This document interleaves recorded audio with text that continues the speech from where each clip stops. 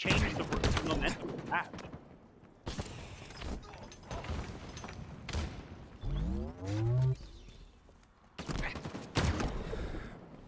We see here again, just kind of rotating, picking a couple of shots. Not even necessarily it's so much of a matter of exposing one team over the other. Here, oh, and a couple of just a couple of really close exchanges here. Again, like look at these. There's more 1v1s here. It's not a matter anymore of like 2v2s or that 2v1 situations like we were seeing in the previous map. Yeah, well, what's really nice too is like this Eagle team, NOTR, they were able to put up a couple of kills now. Maybe a little bit of momentum is going their way. It's a stick trip there for White. Exposure gets a good controller. The shotgun, the Bulldog's so powerful on this map. You can not bounce it, but you can just swing around corners just like this, really lock down a player and just contain them into a spot.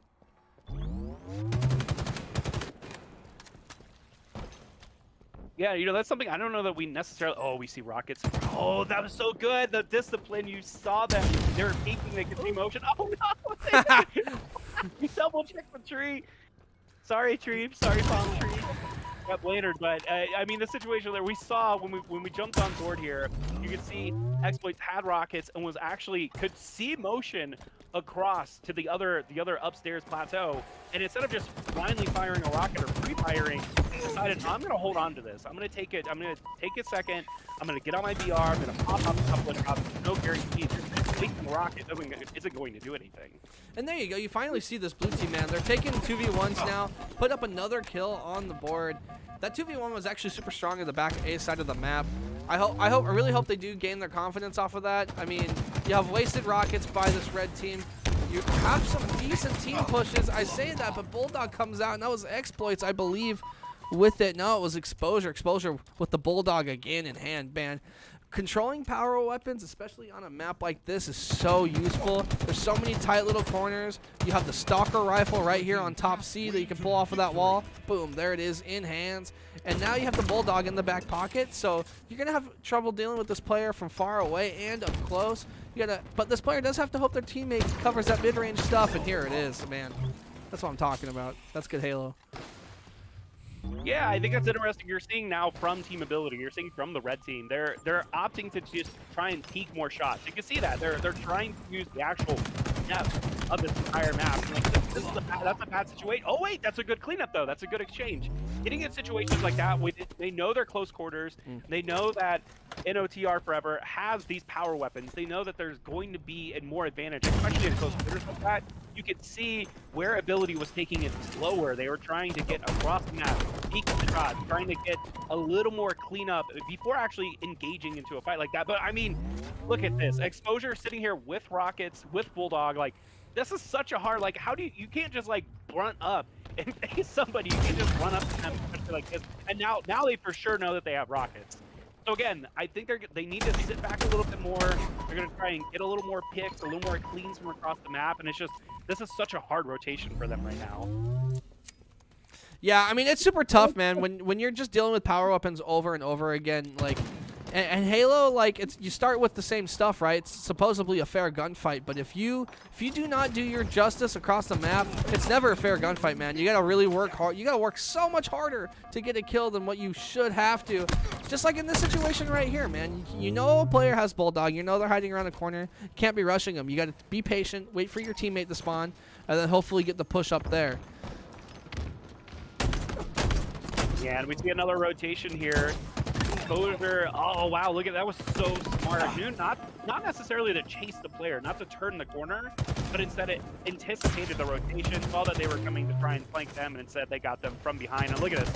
Every single time a player on ability spawns, they're being faced with some kind of gunfire. Oh, and a double kill picked up there as well by Exploits. This is just good rotations now that is just setting them up for even more advantageous. You can see here Bulldog going to be spawning here again, or no, that's Rocket's going to be spawning here again very shortly. Like, this is just a tough situation, you know, and with NOTR just running the map right now, this is a hard rotation to fight. And there you go. Pick it up 25 to 8, which obviously is, you know, still seems like a pretty harsh, you know, deficit there as far as the win, but coming from that first game, picking up those couple of kills, that's more of like a warm-up than anything else. Yeah, for sure. Yeah, that's a tough first series there, and you know, definitely don't want to discredit Ability. Ability did their job that game. They were running together, picking up all the power weapons, doing everything they could, and it just, the other team, man, they just didn't have the map control, they didn't have the teamwork, but they did seem to clean it up a little bit on streets. I don't know if Ability was maybe a little bit relaxed. That's something that you gotta watch out for. Hopefully, I mean, you don't want to see a team calm down. You never ever want to see a team calm down. Yeah, and you know, I think part of the takeaway there too is, you know, how do you open up for some of these maps? You know, there's NOTR is just their ability to get power weapons, get overshield on that first map. Like, it was just so much better. They were so much faster and coordinated at doing it. That's definitely a piece of information to take back for Ability, and you know, just practice a little bit more. It's not necessarily like you know, this is the first round of the tournament as well. Like, who knows how far NOTR is going to go? They may end up winning the tournament. So it's not so much, man, we really sucked that game, or like, man, they were just so much better than we are. Like, you never really know going into matches like this, and that's what's so great about having a weekly series like this, is you can actually gauge yourself. You can go back and review your matches. You can talk with other players. You can see, you know, what are the things that we could do better? What are some things that we might need to work on? And we'll do it again next week. Yeah, I mean, super good stuff by both teams. You gotta hope you just pick yourself up. I would like to see them next week. Maybe not play a team like Ability. You kind of want to find that middle range, right? You kind of want to find that, like, all right, well, what's going on right now? How can we improve ourselves? And playing against teams over and over again is something that you need to do, and it's just good practice, man. It's something that you can really get a hold of. Absolutely, nothing wrong with practice. Nothing wrong with getting feedback. And you know, that's one of the things too, is, you know, that was a quick first match, but now with all the other players that are here competing, they have the opportunity to go back into the Discord and be like, hey guys, like, we got knocked out round 1, like, who wants to play? Like, who wants to play pickup 8? Or like, hey, who wants to play more 2v2? Like, there's so many more opportunities here to just get hands-on with the game and just get, you know, grind out a couple more games. That's what's great about this series. Right. So Ability is going to be moving on. They're going to play the winner of Sumi and DNA. The game looks like it's going on right now. I'm looking to see if there's anything else that could be streamed. Not at the moment. So I think what we'll do is we're going to take a quick little break. Obviously, you'll still hear our beautiful voices. But I think we're going to stay with Ability right now. I usually like to pick a team and kind of run with them all night. One, it makes it easier for us as production runners to kind of, you know, just like make sure things kind of flow smoothly. Obviously, if there's another game streaming, go over to there. But definitely, if there's time lapse of between the two, we definitely like to follow the one team. You know, build up a little bit of a storyline and see how they play throughout the whole tournament. And whoever beats them, obviously, will follow them. But that keeps our production flowing smoothly, for sure. Yeah, I do see that there's a round 1 match, Bentonogos versus Musagen, which is paused currently, and they're showing 0-0. I'm not sure what's happening there. All the other matches have shown as started. There's another match that is actually completed. So we can maybe check in on that one, or we could take a break, like you said. Yeah, I'm going to go ahead and message them right now.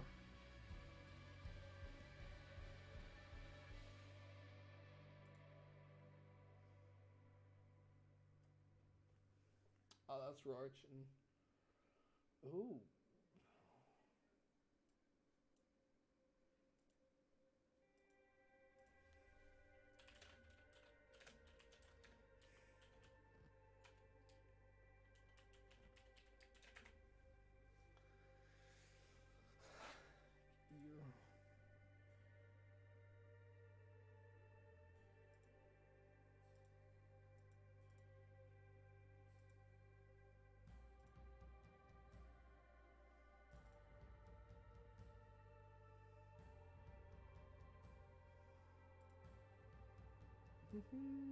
I'm waiting for them to. I'm waiting to hear back from them. Go ahead, play some saucy music while we wait. I believe they have started.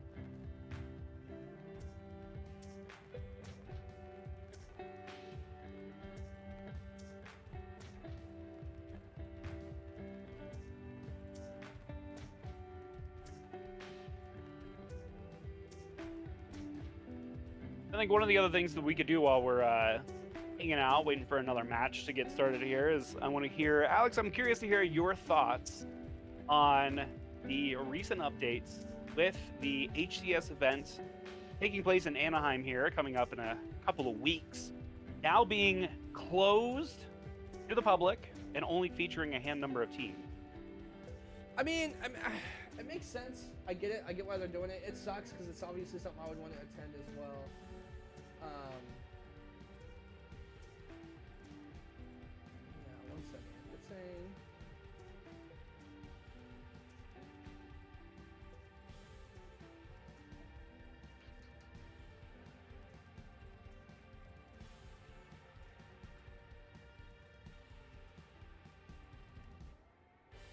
There we go.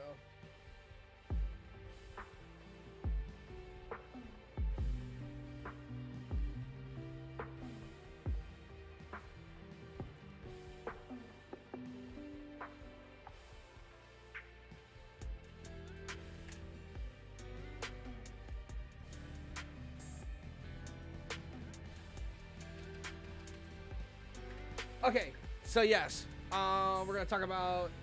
Sorry about that. I had to answer a Discord question. I got people messaging me about their matches.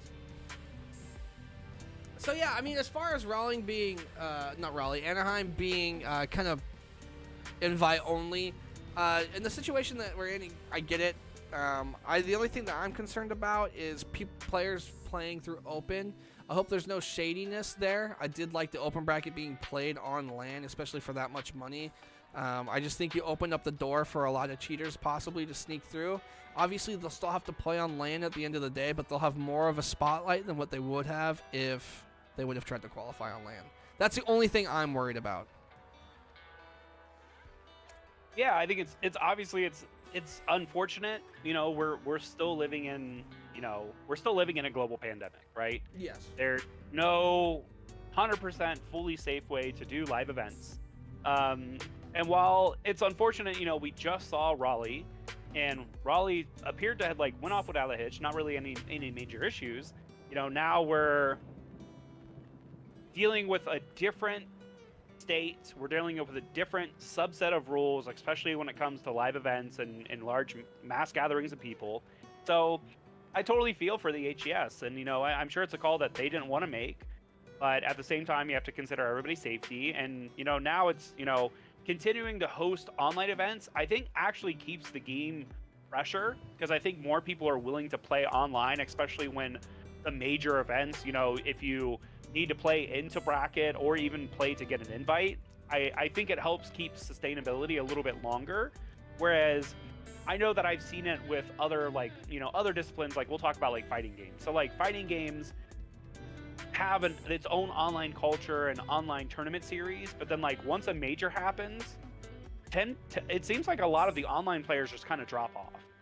So the fact that so much is being put at stake for online, you have to qualify into the event, you have to earn your spot, you know, there's all the HCS points and all the other events that they're doing. I think it's not necessarily a bad thing. It's obviously unfortunate to see, because we would love to see another huge LAN. We'd love to see an open bracket system that helps feed in some of those teams up into the upper echelon of the bracket. But you know, this is definitely challenging times that we're living in. So we'll see. I'm definitely going to keep an eye on the event. I know that there's a little bit of confusion because it's technically, this event is being organized and ran by the DreamHack team and not necessarily Esports Engine, because Right. Originally Anaheim was supposed to be part of DreamHack. It was supposed to be a full DreamHack festival that was back. You know, for anybody that's never been to DreamHack, it's multi-stages, multi-tournaments. It's more of a festival really than it is anything else. And once DreamHack had to cancel the festival portion, they said, hey, we're keeping Halo. Now it's just solely a Halo event. I think because I don't know the actual contractual obligations, but I think they kind of have to keep the Halo aspect of it. And then they're the ones who are in charge of it. So, you know, we'll see how it shapes up. I think Anaheim is still going to be great as a spectator. It's still going to be super fun to watch. Oh yeah, as a spectator, it'll still be fantastic, man. I'm always excited to watch Halo. That'll never be something I'm disappointed in. Yeah, no. As far as As far as how that would work, I'm assuming they had the roadmap and they said, hey, we're still going to host this event even without DreamHack, but do you guys still want to be the team? It could be a thing where they just gave them the job. Maybe it wasn't something where they were contractually obligated, but hey, like, we had this deal with you guys still want to run this Halo event, like, this is what it's going to be now, like, are you guys interested? And they were probably like, yeah, we'll take the work.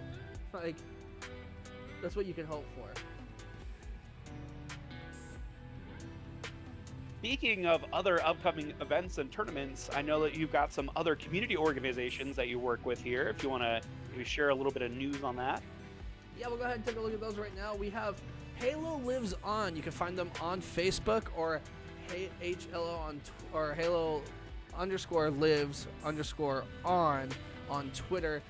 Their Facebook group has about 15,000 active people just for Halo. It's a Facebook page about competitive Halo, about casual Halo, about all the storylines, all that cool stuff. There's a lot of stuff that they post on for sale if you're a collector, so that's a great place to check out if you guys are a big fan of Halo. The second one is if you're a fan of competitive Halo and you like to know when things happen, go to noobcombo.com. Noobcombo.com. Follow them, noobcombo.com. No dot on Twitter. They have all of the up-to-date stuff as far as what tournaments are happening when and where. And so if you're looking for something in your local area, they're a great community to reach out to. If you're looking for something online to play in, like us, I know they promote us a lot. Just go follow them on Twitter and go check out their website. They are a great source. Great source of competitive Halo. And certainly Halo's seen a resurgence unlike any other Halo title before, with Halo Infinite obviously being free to play. A lot of people getting exposed to the game because now it's, it's day one dropped on PC at the same time as console. So definitely check out a lot of these different community events that are going on. Check out, just keep playing the game in general. There's a lot of passion that obviously goes into this game, goes into this community. And every week it seems like there's something. There's almost too many events now that are happening and going on. Like obviously like the HCS is the big one to follow. That's going to be all of your major leagues and teams and things like that. But there's so much just going on with the community. And even not necessarily if it's something that, you're super passionate and want to get into the esports side of Halo. You want to play in the HCS. You want to, watch all the major events. Like there's so much other stuff going on. Like I've had a lot of fun just watching Big Team Battle, specifically that series that they've been putting on with Walshy and Golden Boy. It's been great. It's great entertainment. It's so fun to watch, and I really feel like this is just the start for Infinite. There's new tweaks and updates and everything coming to the game all the time, but it's never been a better time to get into a Halo series, especially now. Oh yeah, 100%. I mean, the way Halo, as far as a competitive game this year, couldn't have asked for a better launch. You got people excited right away. You gave them something to play right away. I think they did a great job in promoting the game, obviously making it free to play, cross-play. They checked all those boxes. Obviously, there's things in the game that they need to fix with patches, but hey, I do not remember a Halo game ever that was perfect at launch. Ever. I mean, unless you count CE, and Halo 2 was pretty good. But in the online era of games, I should say heavy online era of games, Halo has always been one of those games that gets better over time.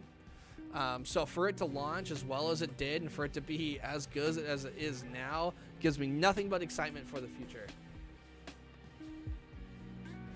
Absolutely, and I'm taking a look over the bracket right now. Again, this is an event that's being hosted on Challenger Mode, which is a great tournament platform if you guys are looking at hosting your own tournaments or competing in tournaments. You guys could check out challengermode.com.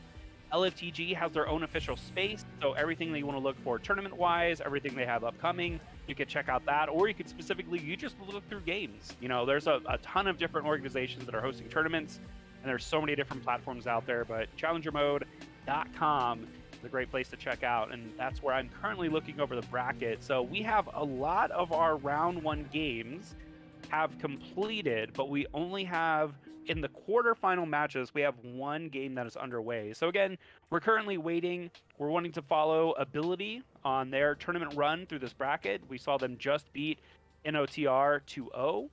So we're going to keep an eye on them, but we've got a couple of other matches that are slowly making their way out of this best of 3, and we'll have our next matchup here pretty soon. Yeah, it looks like that game has already been, that game that we're waiting for has already taken place. We have Sumi up 1-0. That is the squad of Suran and some interesting names to say on stream. So that's the one challenging part about hosting a weekly is every now and then you get a name that slips in there. You just do not know how to say. I mean, thankfully, I haven't seen any, little x, big X, little x, underscore, hashtag, like, a lot of players. I think that's the other interesting, too. I think that we've kind of, as a community overall, it used to be back in the day when you were on Xbox Live, you could only use so many names, so many characters, and that's where a lot of those, elite speak handles kind of came out of nowhere. Yeah. So seeing a lot of the players here have relatively, I don't want to mean like derogatory, but like relatively normal names, so to say. Like my handle is Mohawk Mike. Like that's easy to see, easy to read, pretty much easy to pronounce. It's not like, there's no 3s, there's no X's, nothing like that. Go ahead and take a minute to talk about our website. Our website, LFTGofficial.com, is the home of everything you can. You want to get to Challenger mode? Go to our website, LFTGofficial.com. You want to join our Discord? That's cool. Just go to our website, LFTGofficial.com. Do you want to support us like you have never supported something before? It's cool. Go to LFTGofficial.com and you can go to our store where we do have merch up and live and going. We got hoodies, we got shirts, we got hoodies and shirts. That's really all we have right now, but it's a super nice place to be. You guys should check it out. Again, if you guys want to see the bracket, find us on social media. Really any info that you need. We got a little, I think we have a little piece on there on you, Mohawk, don't we? On the website? Do we? Did I make that for you? If not, we need to do that. I don't know. I do not. I need to make one for you. Interesting. So you get a new headshot. You guys can learn about me. Again, if you guys really want to contact us and send us an email, you guys can do that too. You guys can do anything you really, really want on LFTGofficial.com.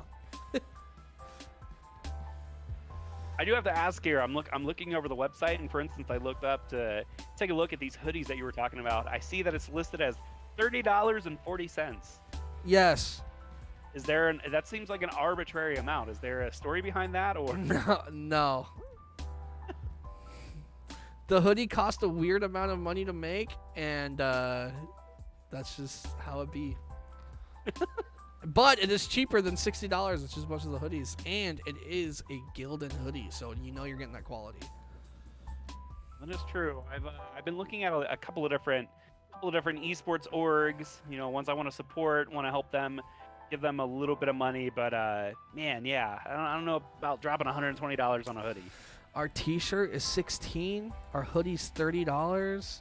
I mean, come on.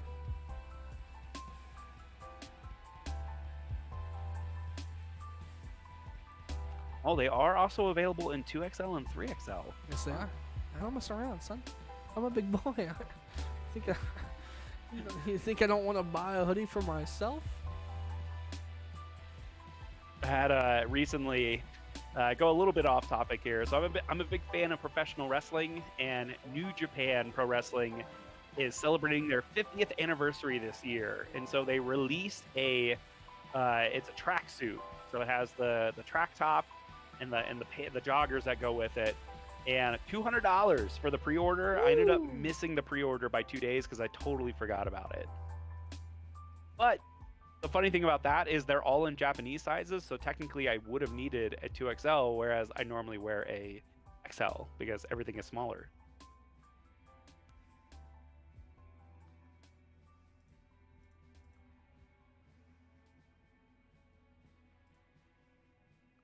Looks like we have our next game coming up.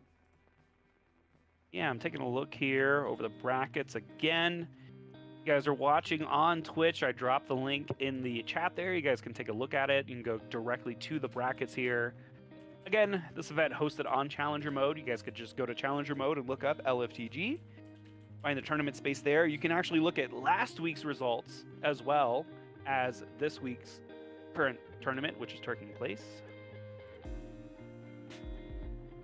Oh, I do see. Yes. So it looks like, so again, that first matchup we watched was Ability took out NOTR Forever 2-0 to advance to the quarterfinals.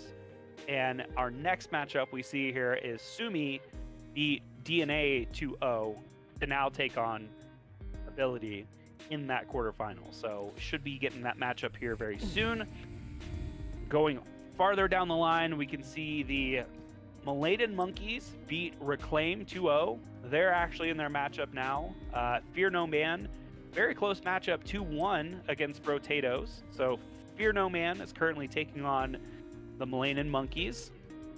We've got Negros ended up 2-0ing Misujin, and they're currently waiting for their next matchup. That's currently showing Volley Llamas 1-0 over CN Duo. So again, waiting for that match to finish up there. We've got Abba Nice, which I think that's technically Abba Goats, but just a character or a player change out there. Abba Goats, very familiar within this LFTG series of tournaments. Abba Nice beats Chris and Andy 2-0 to move on. And just as I was saying that, Volley Llamas is now 2-0'd CN Duo, so they're now into the quarterfinals.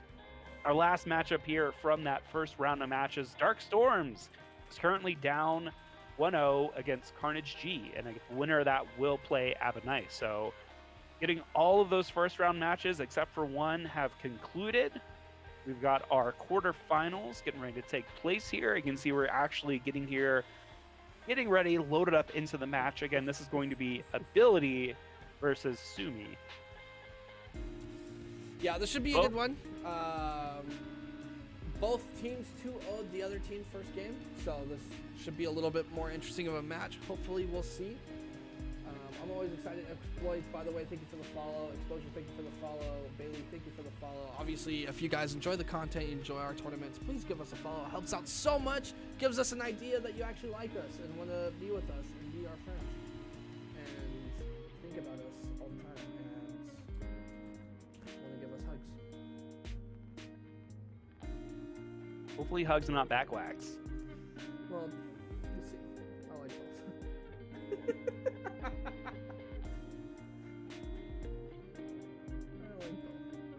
So again, Alex, as you were mentioning, both of these teams played their round one match. They 2-0'd their opponents. So curious to see here. Again, we saw Ability just great starts on all of the matches that they played, especially that first matchup. Was able to get the sniper rifle, was able to get over shield, and then actually started a rotation where the players were actually exchanging those power items within their team. It wasn't just a one-man show. Nobody was being carried. I mean, they really split the difference as far as who was kind of taking the charge. For sure. What I like about this game of Halo especially is you can just drop a weapon. You don't need to find something to trade it out for on the floor. You can just hold that drop button, or you can bind a button for you to drop, and it is so nice. You can see a lot of, like, the noob combo works a little bit faster when that happens. There's a lot of benefits to being able to do that. Again, Ability is going to be your red team. Welcome to round 2 of this single elimination bracket. Remember, loser of this does go home, or stays home, I should say, and earns $0. Big fight for Invis. Generating start here. Yeah, I was gonna say both of these teams there's a lot of respect going on here. I don't know if any of these teams have played. Oh, right there. Okay, so Invis was picked up. We see the exchange here. That was actually really, really good. That was a crucial moment there, as we see Exploits is going to kind of just take charge here, kind of float around and wait and see how the other team sets up here. But the fact that they were able, so even though they lost Invis, the fact that they were able to kind of negate it that quickly was super crucial. Yeah, Exposure doing a really good job of picking up both of those players. Exposure was the one with the Invis. Suron now with 2 kills themselves. 2-on-2 game. I like this play right here by Exploits. Backing up with the Heat Wave. Able to bait that player out and get that trade. Being patient in a 2v1 is so important. So important. Yeah, not even just to note on top of that, it's not even just a matter of the patience, it's the fact that you're creating no noise. The fact that I guarantee all of these players, they're playing with their headsets, they're playing in, you're playing in your house where you're most comfortable.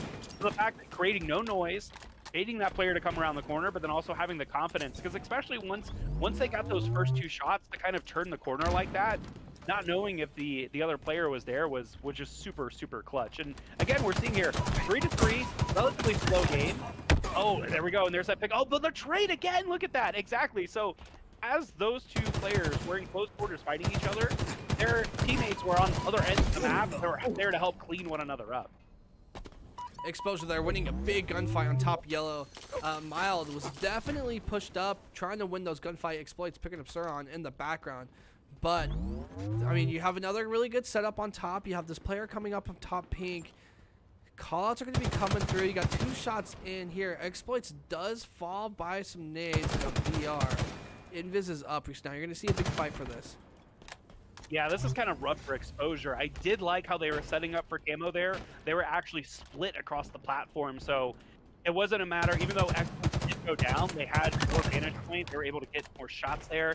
And you see here, Exposure now is trying to just clean up, trying to hold, maybe just holding more mid and actually pushing in. Just gonna wait for Exploits. You can see Exploits rotating around here. I like, they keep doing these split pushes. And it's not so much especially about like getting the flank, it's about getting the information on these players and then landing these shots. You can see here, Exposure, floater go in, there we go. Both of them teaming in at the same time. That player is gonna be stuck in there.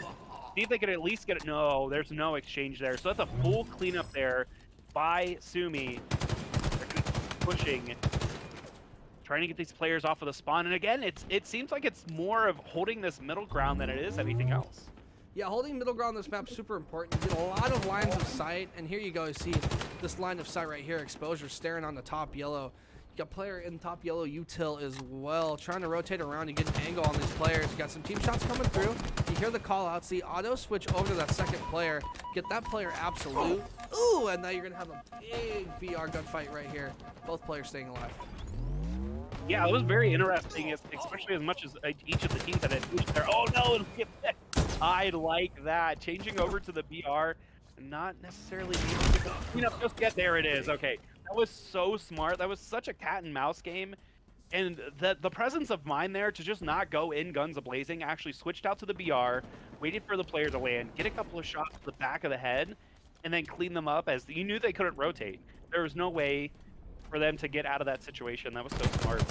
Suron here taking some pressure. It looks like the commando came out, swapped on over to BR. It looks like, was that Exposure? No, that was Exploits. Exploits picking up the double kill. Does have invis now.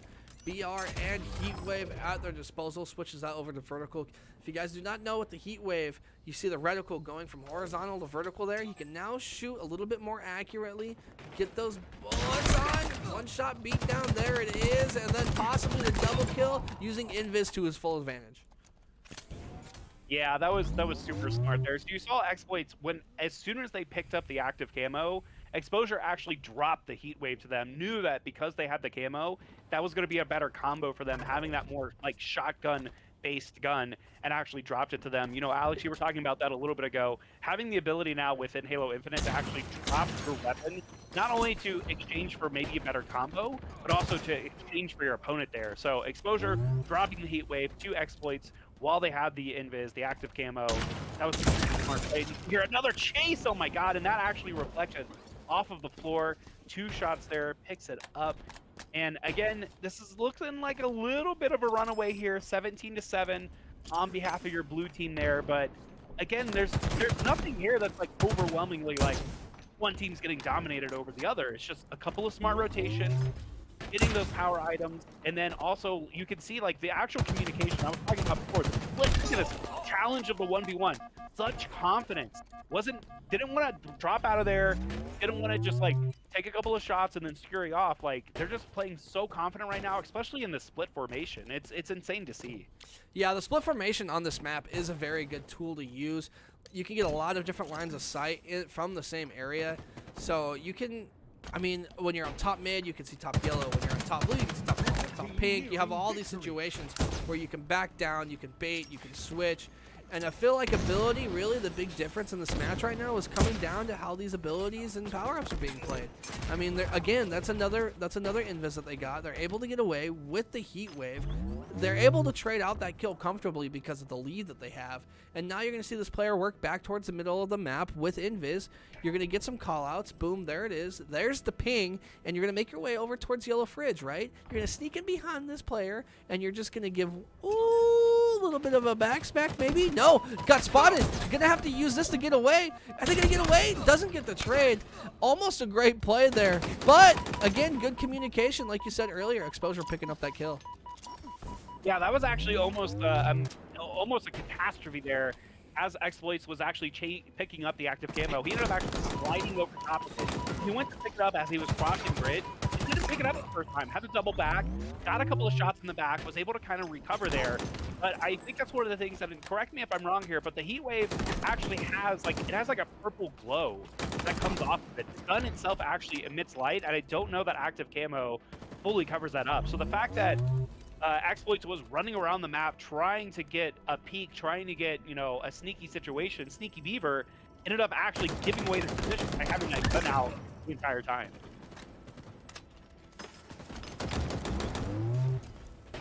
Just the Exposure here, rotating here, dropping. Oh, it should be an easy cleanup here. Yeah, that was just unfortunate there. As you can see, Suron went to try and slide out of that doorway there. Again, like having this split rotation. It's one thing when you're getting shot to try and run away to preserve your life, especially when you're playing deathmatch like this. But it's another to be in a situation where you get shots landed on you, you try to escape, but then there's a potential issue where you're actually landing into the reticle of the other partner there. So rough stuff there. Not a horrible start. Not exactly. I mean, 25-10 is not a terrible score, but again, it's a matter of here. How do you adjust to this?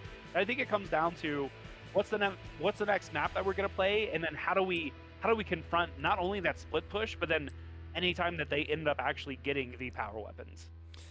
Speaking of the next map we're gonna play Recharge for game 2. Recharge is gonna be played a little bit different than that. You don't have that top middle, but you do have lines of sight across the map. You need to look out for those top yellow positions, the catwalk over on A, and then obviously top control. You can see across the middle of the map, but you're gonna see the sword come out.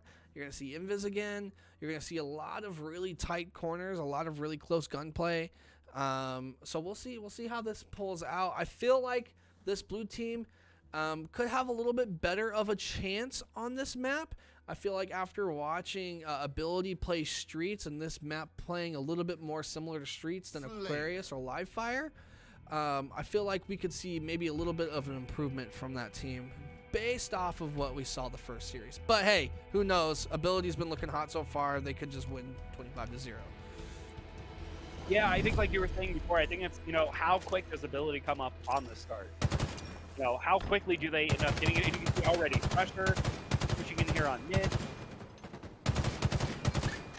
Duron is pushing in there as well. Gets the assist there. Okay, so this might be a good opening here for Sumi. Hey, there we go. Look at that. So already up 2-0. Should have command on the map. Yep, they're charging in here for Energy Sword. And this is one of the things that I'd love to see, especially as an old school FPS player, the fact that we have environmental hazards. You know, there's a situation there where a player, as they were charging in to get that sword, could actually get knocked off the map. There's potential there, especially with, you know, all the new equipment and everything like that.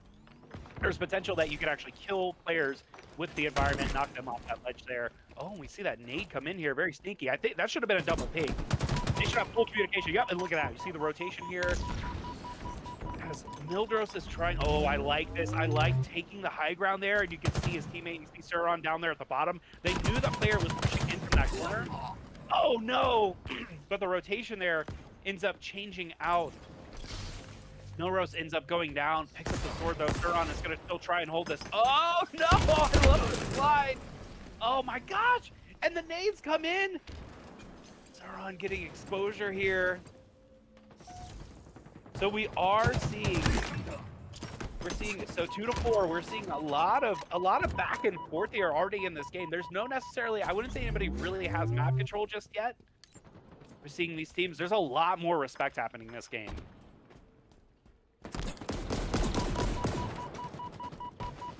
Some long distance shots there come across. again, I really like how the way that this map is starting up, especially look at it, peeking through the window, getting a couple peeks there, not necessarily the most advantageous position because both players were there, but trying to land a couple of shots. These nades across map have been really good too. Sauron picking off exposure there, 3 to 6. Again, this team Sumi's coming out super hot. Maybe it's, you know, maybe it was just the way that they just couldn't get past the opening that ability had on that last map. They're using a lot of good splits here. They're using a lot of these angles. You can see them already picking up a lot of these power items as well. So we're on boat here with exposure. I like looking down towards basement there, trying to get a little cheeky angle. We can see they're just kind of holding position right now. They're not really trying to engage too much. Maybe land a couple of shots here and there. But Sumi playing this one really smart so far.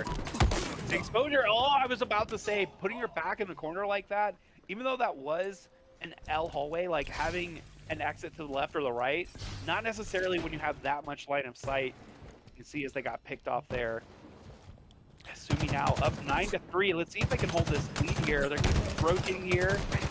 Oh, what a good rotation there. Oh, it's oh man, I don't know if I like that play trying to jump up. I think you cut your losses at that point. Yeah, there was just the rotation there by Sumi was so clutch. As you, I mean, that's such a tough situation to be. Sauron, I think they were also trying to save Sword. May have been what was happening in that situation because they picked up Sword, they were running away. They could have played it, you know, knowing that they were going to go down anyway. But I don't know the Sword. I haven't seen the Sword play a super big factor yet because nobody's gotten that combo with the active ammo just yet.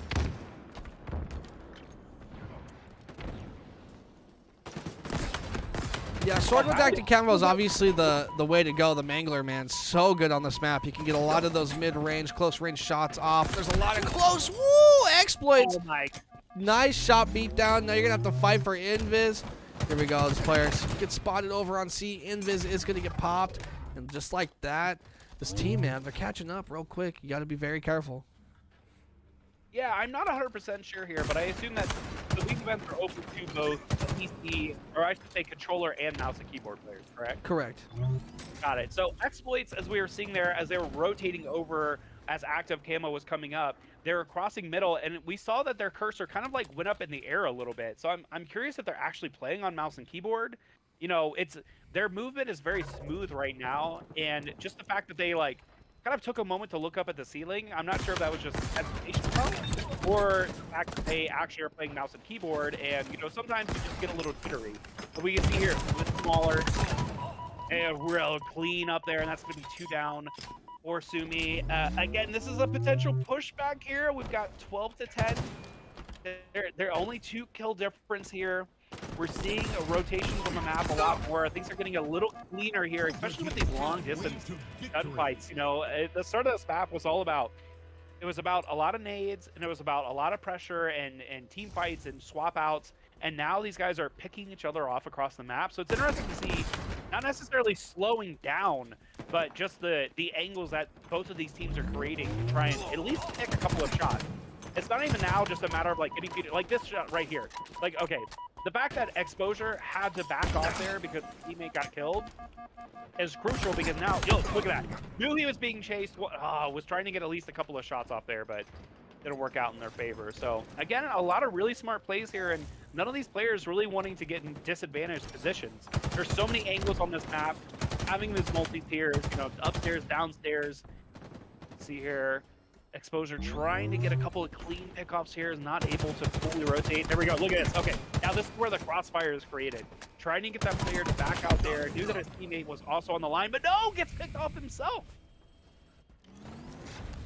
Yeah, this game's getting really close, man, down to the wire. Sumi 14 to 13 leading into the second half of this game. Sword and Mangler coming into play here. Mangler doing its justice. You know, you've seen a lot of plays coming off of the stairs. I think they know that there's an Invis player somewhere around them. They don't know exactly where yet. I believe, yeah, Exploit's just about to run out with this. Nope, still has it.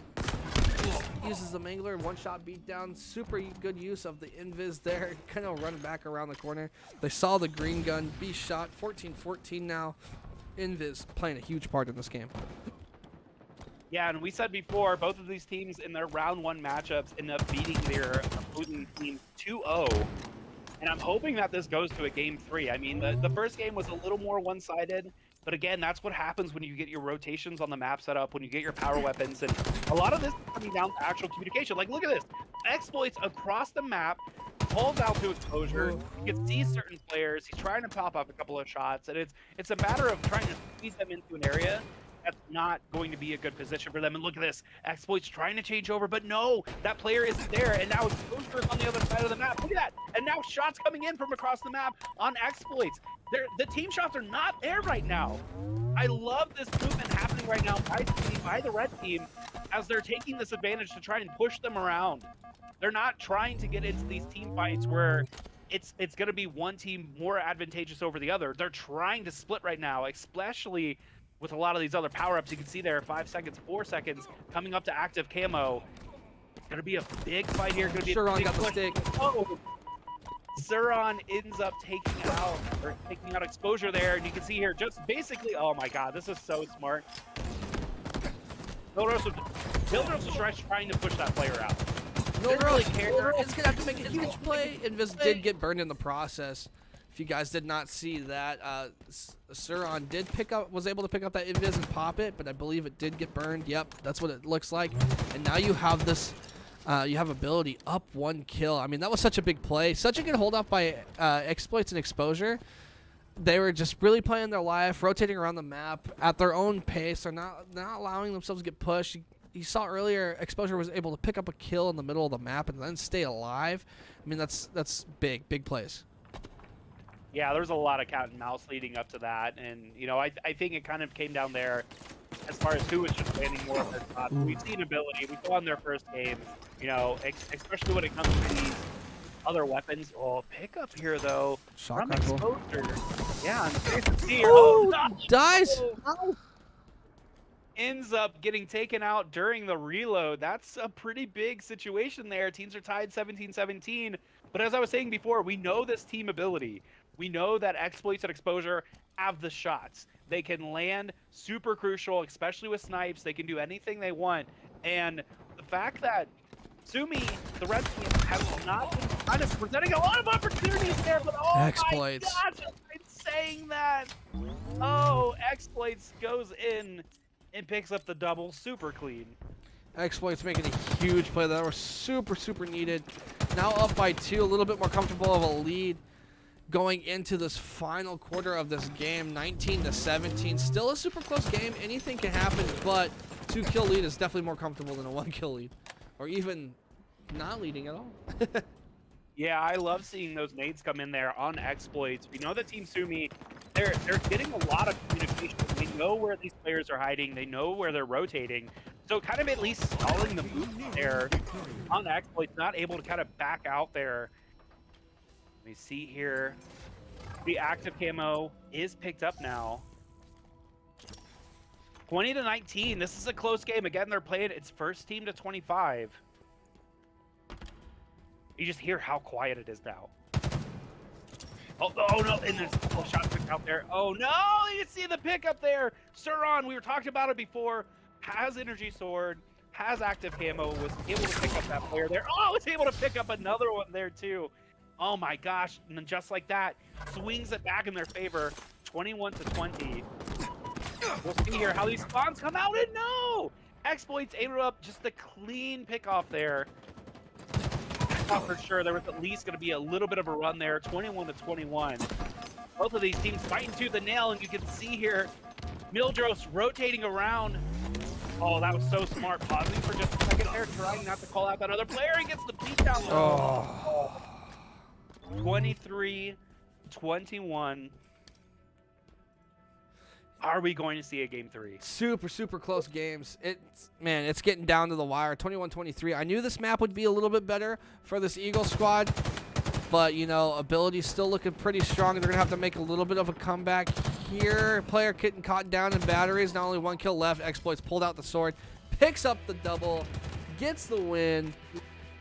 Just like that, another 2-0 lead for Ability. Ability sticking strong through that game. A super close game. I feel like it just came down who was making the least amount of mistakes. I felt like the other team was just kind of getting caught in some bad situations, man. You don't want to be bad situations for too long.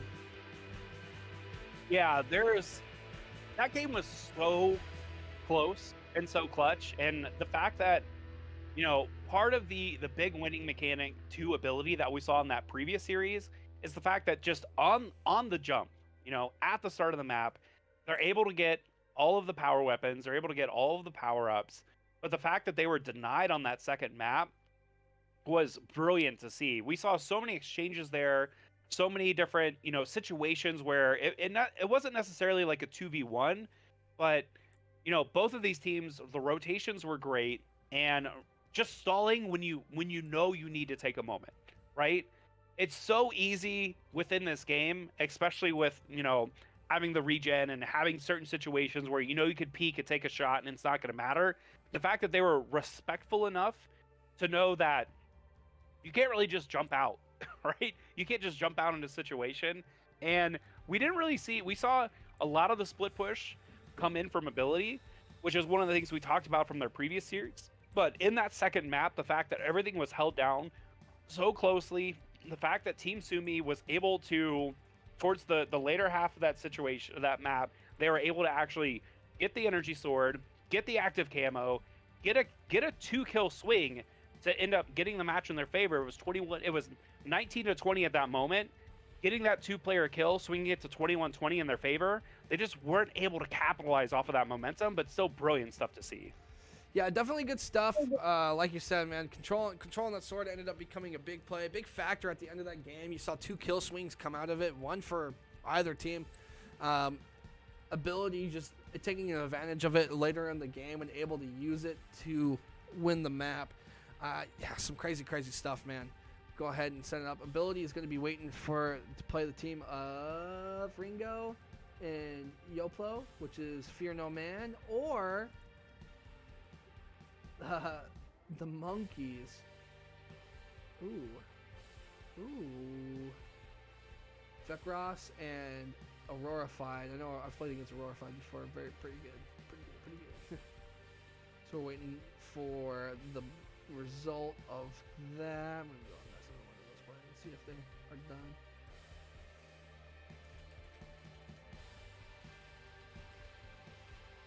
Scrolling down here through the rest of the bracket, we see Enogros ends up beating Bali Lamas 2-0, and this is a streak that they've carried now. They beat their first round opponent 2-0, now their second round opponent 2-0, so they're now waiting in the semifinals for their next matchup. And we see Dark Storms is currently playing Abanice. Dark Storms ended up beating their round 1 opponent 2-1. Abanice ended up winning 2-0. So while there's a certain exchange of 2-0s, they're not all flat out 2-0s. Like, we've seen a couple of different 2-1 situations here, and especially as we're getting down here into the semifinals. Again, we had 16 teams sign up for this week. If you guys want to sign up for next week, head on over to LFTGofficial.com. Tournaments held every week, so you guys can get into the action. But again, 16 teams, perfect bracket, no buys, no weird situations where it was an odd number of teams. We're getting in here to our top 4 very shortly here. And again, we just saw Ability take out Team Sumi 2-0, but that really isn't the story. That second game was very close, very entertaining to watch. And now we're getting here ready for the next couple of matches here. We'll have to see. Again, Team Ability will either be playing the Millennium Monkeys or Fear No Man. Fear No Man beat their round 1 opponent 2-1.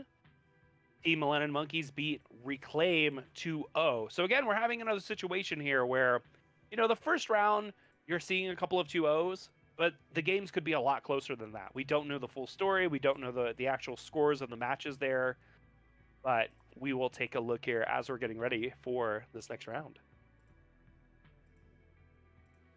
Yeah, as we get ready for this next round, I'm actually building the bracket for next week, just so people can sign up today if they want. I always like to do that. before the other event ends. We always send check-in times, always 60 minutes before every event, because that's how it be.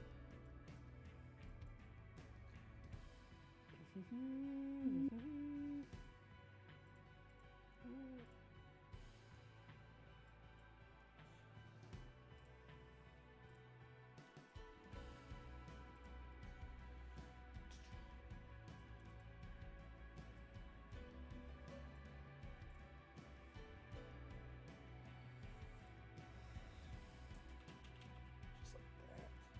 Yeah, guys, I'm going to go ahead and post on the Discord right now.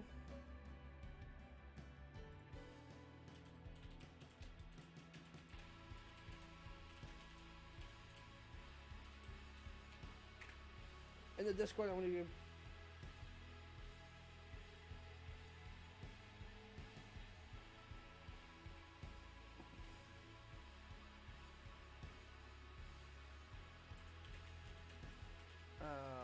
sorry, I was answering another Discord question.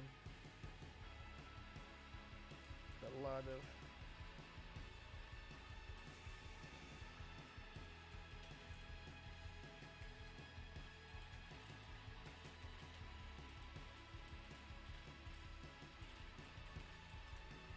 Okay, in the Discord right now, underneath the general tab, I did post the link for next week's bracket. You guys, obviously, it's free to enter.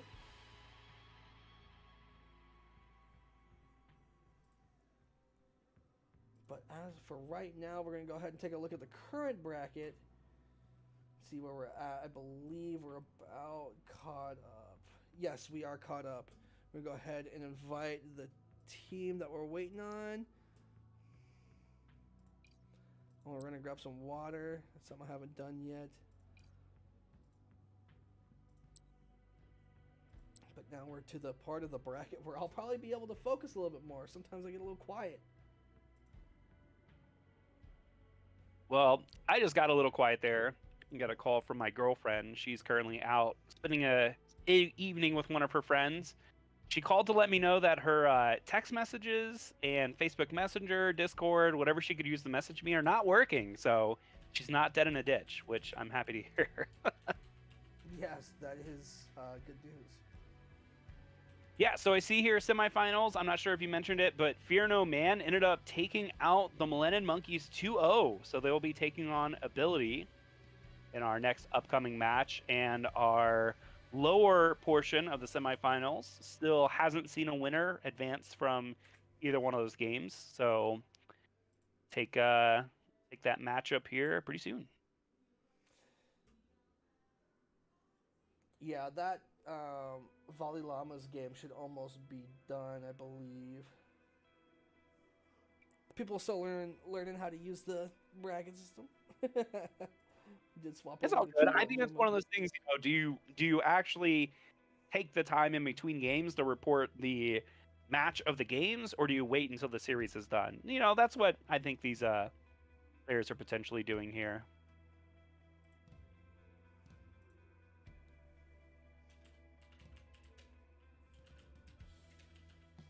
I'm trying to take a look here and see if we actually had. No. Don't see any actual reporting from any of the previous matches here. I will say that I like the Millennium Monkeys. Their avatar that they used was one of the base avatars that you could use from the original Xbox Live. Yeah. Yeah. It's so crazy, man. One of the things that I've been doing is I recently stumbled. I have a good friend of mine, Josh Engel, who was a photographer for MLG and did a couple of other different esports events back in the day. So I had a person who sent me a message over Facebook Messenger, and I'm like, I don't know who they are. I can't remember. So I go scrolling through our old messages, and they were somebody who is a event organizer in the Midwest.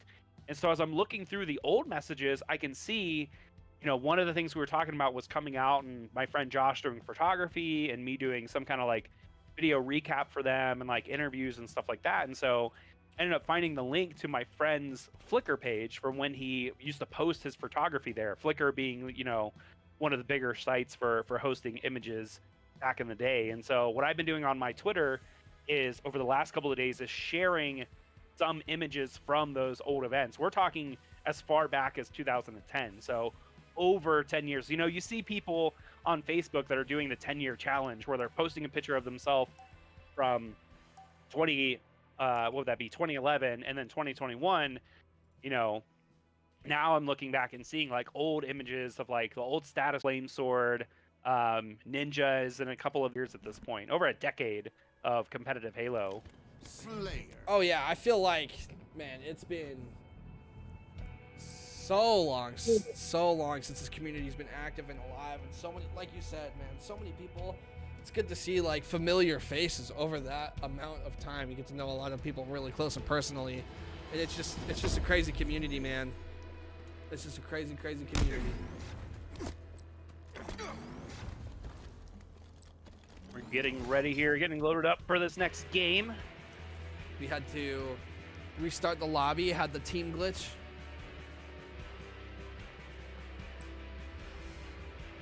Right now, That again is where you signed in as a spectator, but it forced you onto the team, correct? Yeah.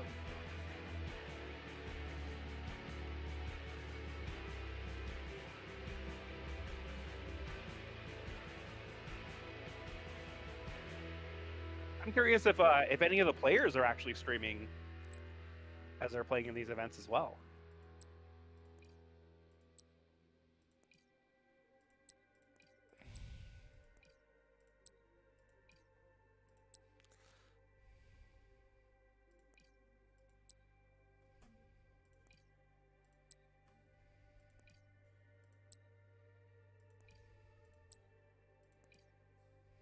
We got this next game is going to be loading up here very, very shortly. Again, this is our first matchup in the semifinals of this week's LFTG 2v2 Halo Infinite Tournament.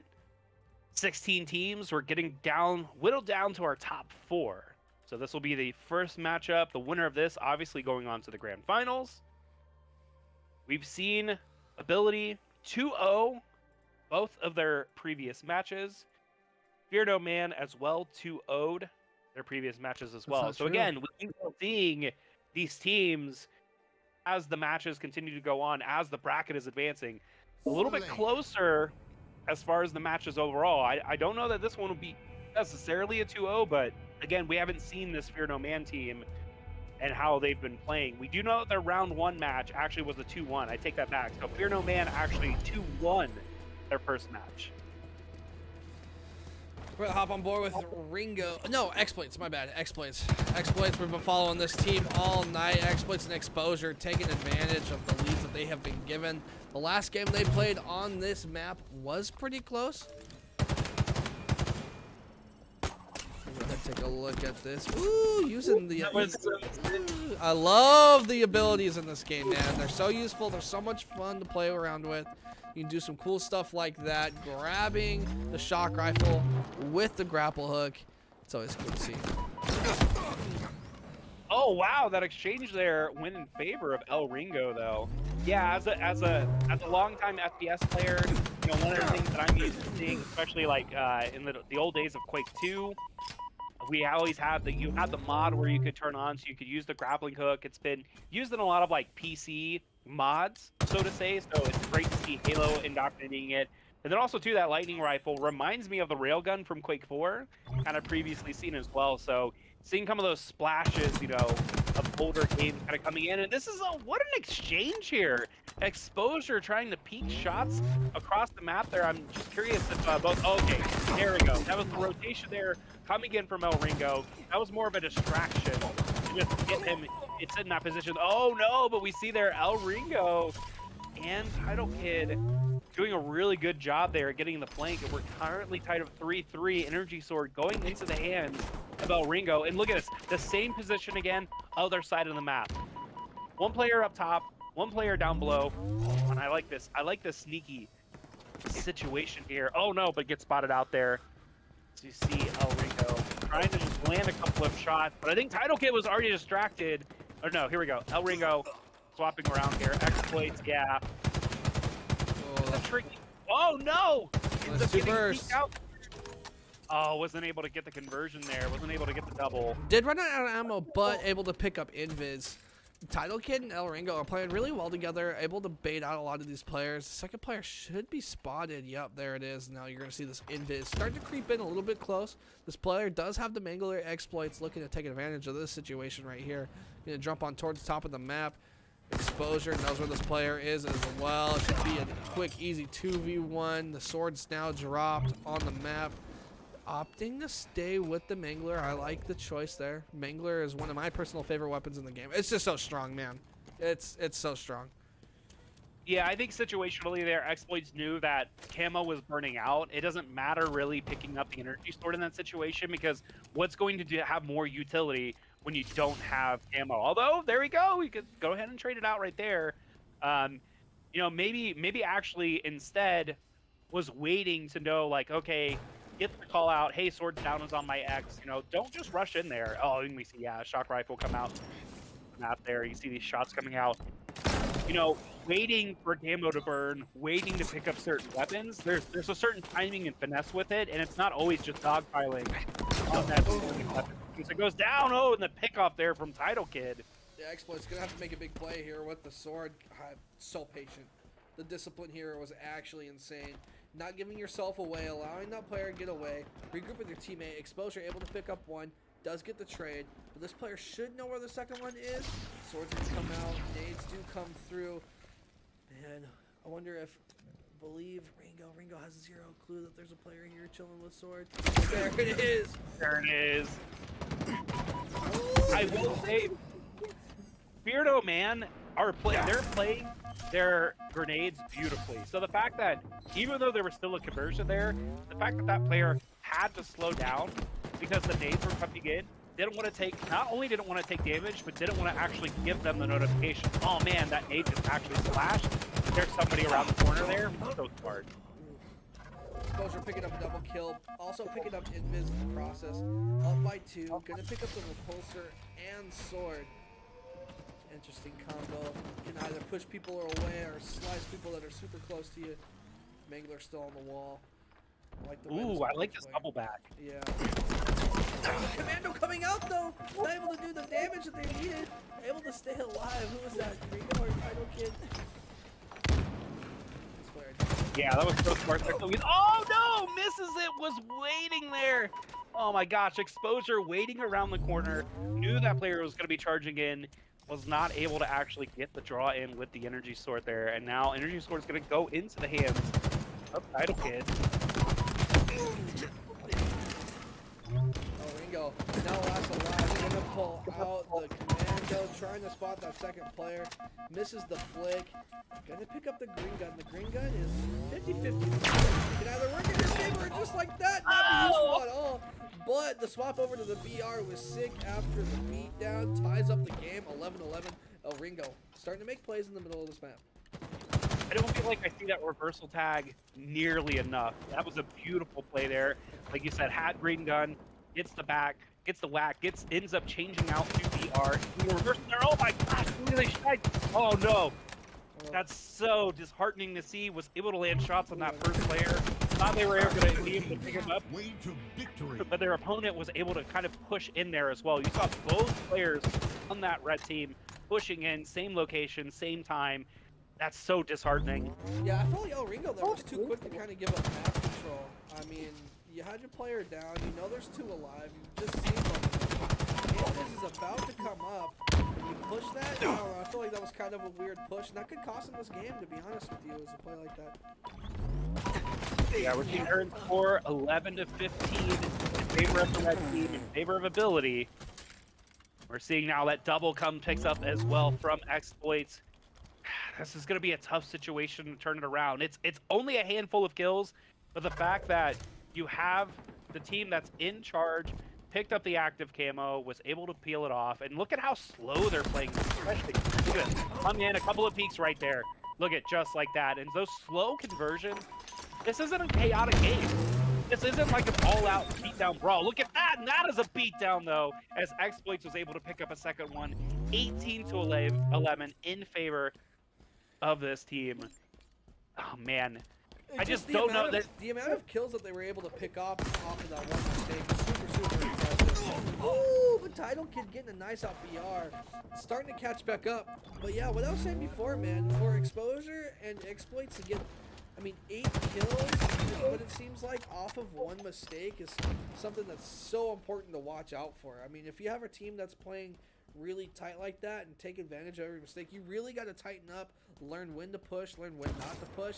It's like a temperamental dog, man. If you stick your hand in the face and the dog doesn't want it there, it's gonna bite back, and that's what we saw. Yeah, we see that Exposure is leading the charge here with 11 kills. It's gonna be able to try and push in, and nothing else. That's just information. You can see El Ringo rotating around here. They know they don't want to push that hallway. Oh, and that nade comes out. That's beautiful. Gonna get the information. Oh, was that a grapple? He just grappled up. Look at this. Spider-Man trying to Grappled up to him. Exposure sticking El Ringo in the face with that. It's gonna be allowing Exploits to get the invis again. Also has Mangler in the back pocket. So here we go. Another chaotic play, looking to close out this first game of the series. Looking super, super strong so far. You know, that's one of the combos I don't think I've ever really considered. Use the grapple hook with sword, with energy sword, to try and just either pull yourself into the opponent or pull them into you. You know, that may have been a unique situation there, and something we might see a little bit more in the future. But again, this game is getting a little further out of hand. Missed nade there coming out from Exposure. 21-15. Team ability putting in the work right now. He box that player, but not gonna choose to push in. Oh wow! Oh, that was so smart. I thought they were gonna actually push that entryway there, but ended up not. That grenade ended up blowing. You see the plasma coming out there. Yeah. Not getting super aggressive. Yeah, both players weak here. They do spawn the sword player eventually. This player should be getting away and resetting it. You gotta realize, man, there's only 2 minutes and 47 seconds left. If you're this Cobra team, man, if your team ability, you're gonna be willing to sit around, but it looks like that's not the case. Exploit's just gonna take your face off with the shock rifle. Yeah, that was 2 pickups with the shock rifle there. Oh, and then another one gets that body shot there, and they're just being so good, picking the angles, knowing the rotation of this team. See if you can rotate here and pick another one up. Exploit, look at, oh, have the player there, gets the body shot and the cleanup there, and if he didn't pick that up, his teammate was right there to pick it up on top of him. Exposure pushing out a little bit farther. Yeah, I like this. I like Exploits trying to reset here. Gonna try and peek a couple more of these doors, gets more information, gets the call out. Oh, all right, we're gonna play a little aggressive here. That is gonna wrap up that first game, 25-16.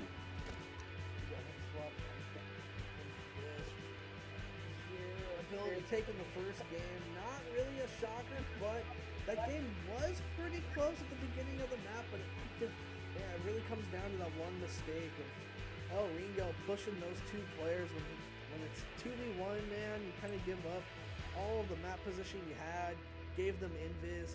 I really hate to point out one mistake, but I feel like, honestly, that was the turning point of the game. It was close up until that point.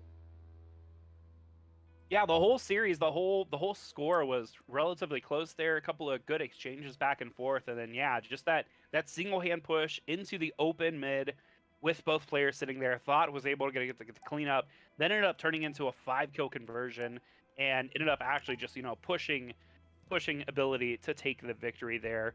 So really excited here to see again, like, ability. Their start on this map is insane.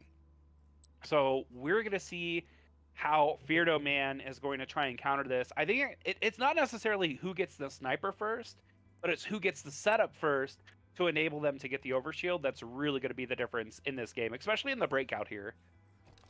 Slay. Yeah, for sure. It looks like we did happen upon the lobby glitch, so while we fix that, you guys make sure you gotta check out Halo Lives On, the Halo community that does live on. They have 15,000 followers over on Facebook. Check them out. Or Twitter at Halo_lives_on. Make sure you guys give them a follow. They've been really good in helping us push our events and making sure everything is, out there. They're helping expose us. Hopefully we can help grow their community a little bit. I mean, they got 50,000 people, man. If you're looking for a place to talk about Halo, that's the place. But if you're looking for a place to play Halo, you guys should check out noobcombo.com. Noobcombo.com is the best source in the Halo community to find new and upcoming events, whether it be a professional or amateur. Yeah, and while it's unfortunate to see that we ended up getting this this reset here, this might actually work in the favor of Fear No Man, because now they get a situation to take a little bit more of a breather, take a little bit more of a a moment to kind of talk to one another. So again, we're getting this lobby started back up here.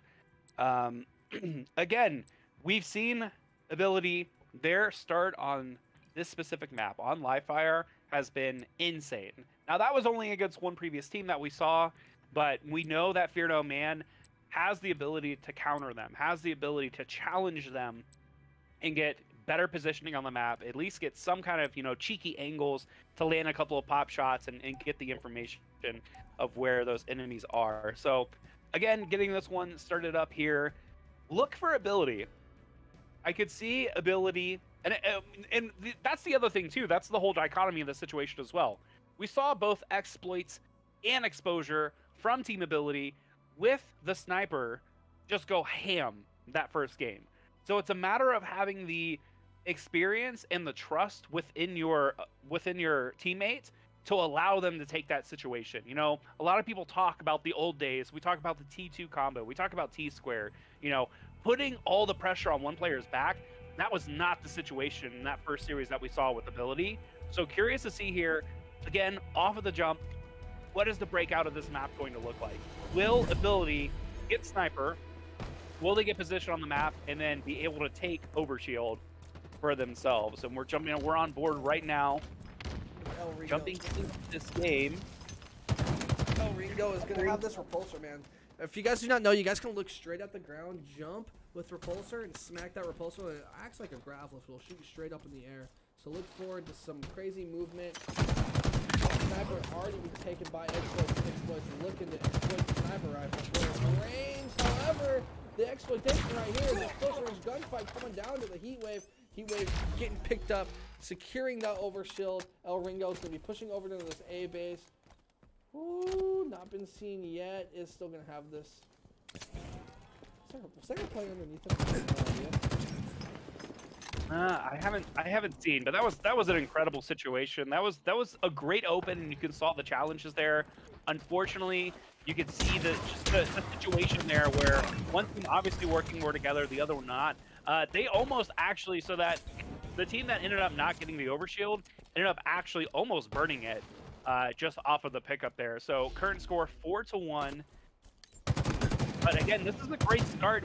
We're seeing again, part of the rotation with this map is, it's relatively smaller. It's a relatively more open. So I like the fact that these teams are being more respectful towards one another. Look at it. Look at this. The slow push in. That player jumps up and peek. You can see El Ringo trying to get in their shot. They're not jumping down.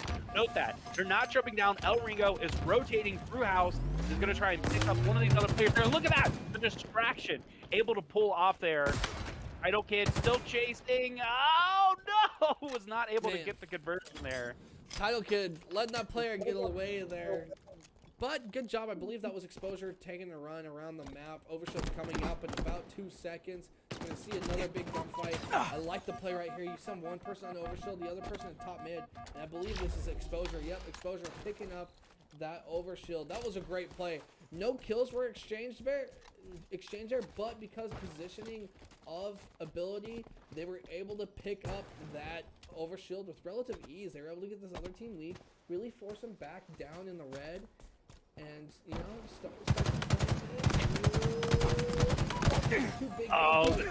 that's such a rough situation. That's big thing to talk about here. Picks up that double kill. Exploits. The big thing to talk about here is from that first series that we saw ability, exploits and exposure play on this map. It was more about rotating map, but then also getting those split pushes. They have been attached at the hip so far on this map. Look at this. They're both challenging down hallway. Sniper is getting ready to come up here. But look at this. Trading in, trading out, exploits, landing those final blows there. Gets the double kill. Sniper 2 seconds from spawning, picking up right now.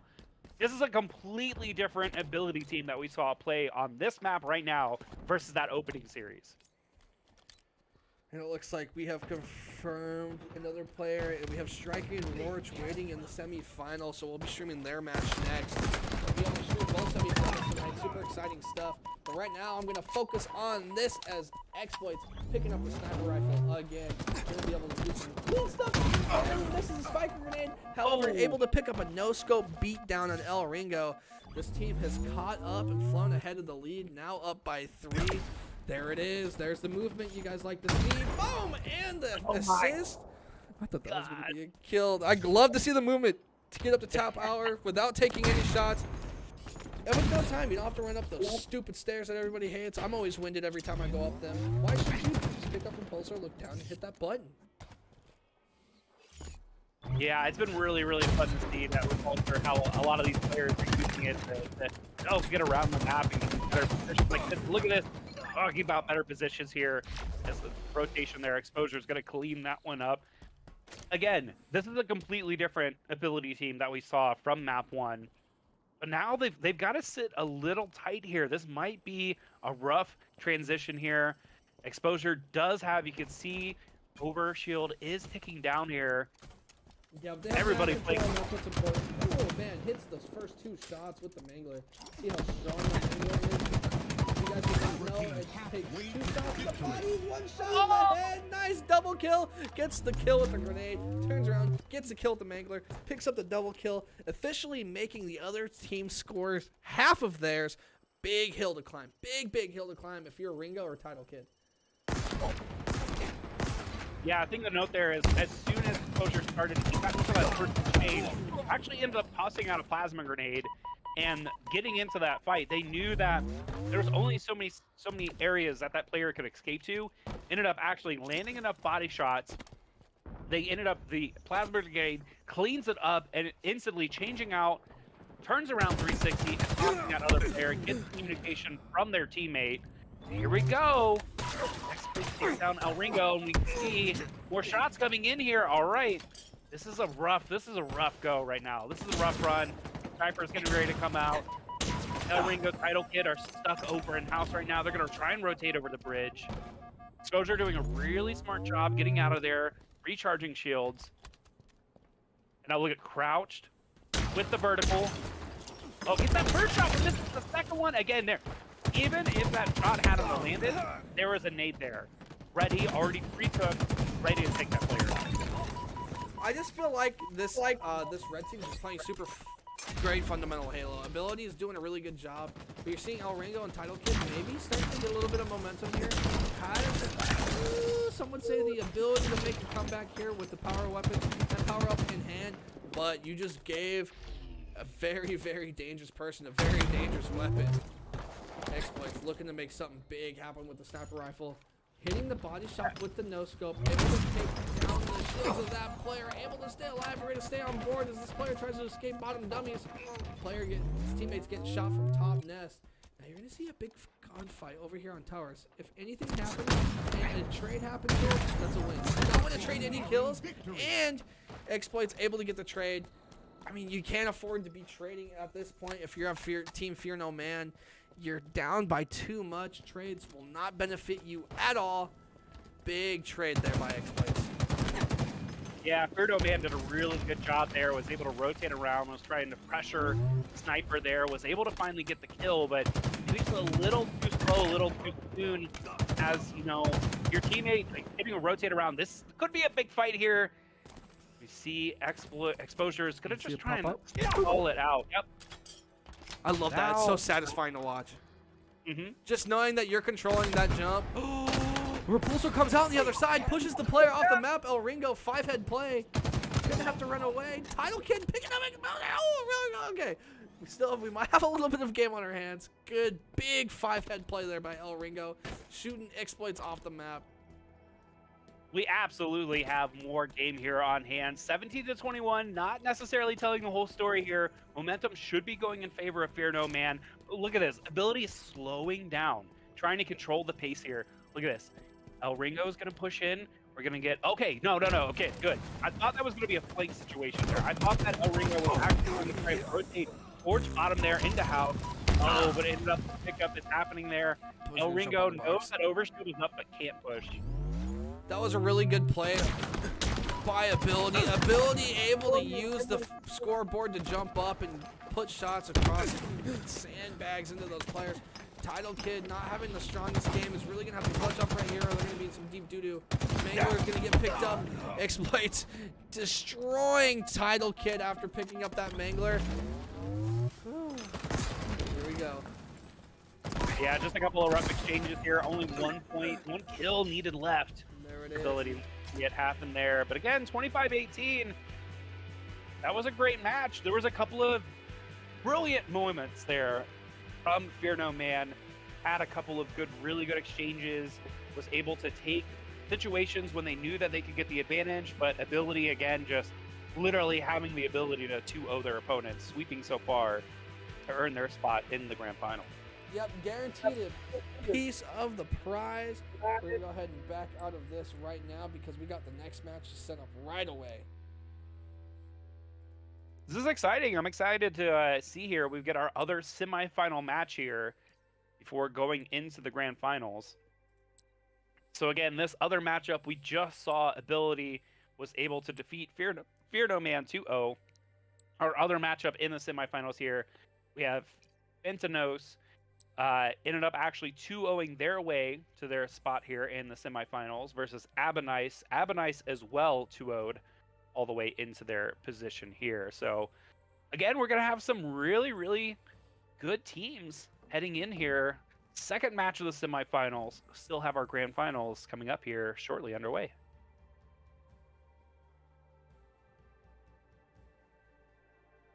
Just want to take a moment to shout out all of the players, all of the teams who showed up again for this, your LFTG 2v2 Halo Infinite Weekly. Again, you heard that right. Weekly. Tournaments are happening all the time. You guys could join the Discord. You guys could go to the website. You guys can follow on Twitter, LFTG Official, pretty much everywhere. LFTGofficial.com, LFTG Official on Twitter.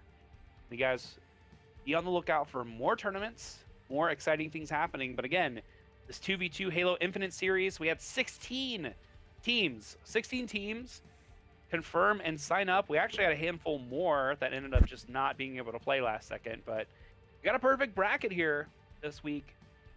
16 2v2 teams duking it out, and so far it's been a blast. Hey, I'm going to run to the restroom real quick. I'll be right back as the other teams are joining up. Got it. Yeah, so again, just a refresher here. This is our semifinals. We already watched our first match as Ability was able to take down Fear No Man 2-0.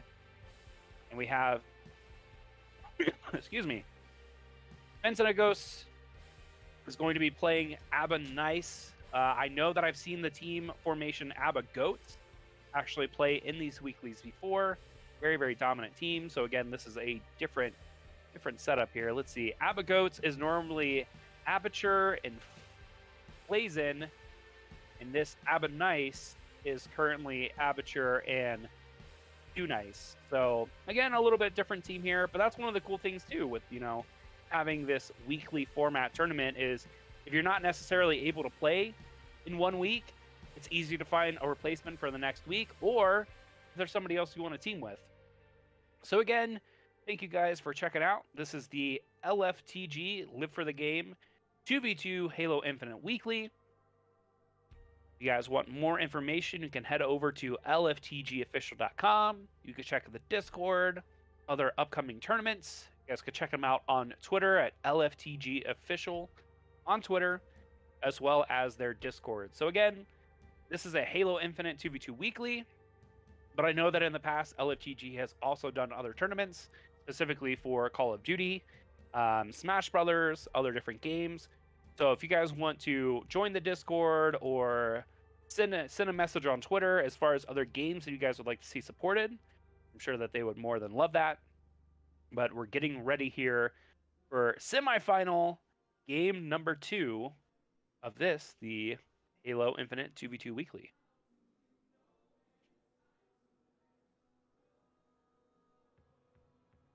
So again, these tournaments are free to enter.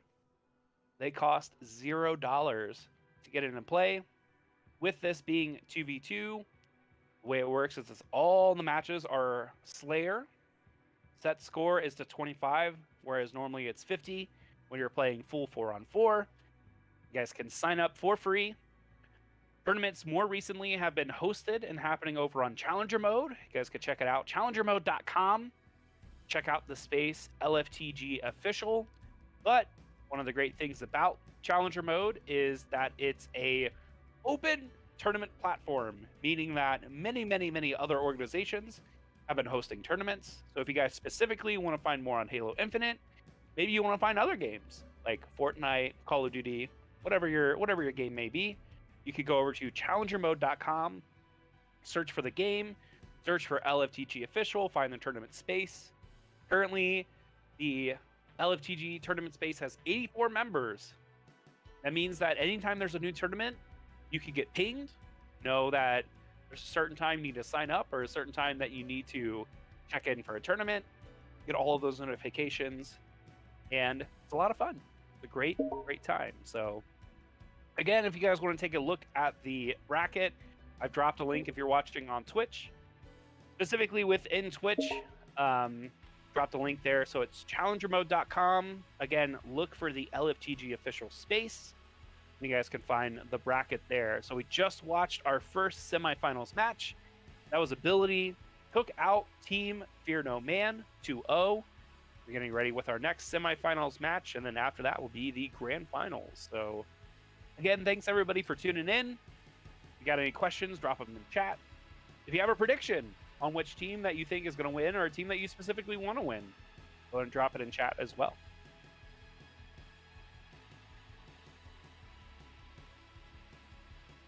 Again, we're just taking a moment here. We're waiting for two things here, really. I'm going to be fully transparent with you. We're waiting, one, for Refresh to get back from the restroom so that we can get into our next match. And two, we're waiting for both of the teams of that other semifinals match to get ready to play their matchup. So they might be ready now, and we just haven't pinged them. Waiting for Refresh again. We're going to fill up in here. This is a great time, though, for the Halo Infinite community, whether you play competitive or not. Again, these 2v2 weekly events are easy to join in, easy to participate.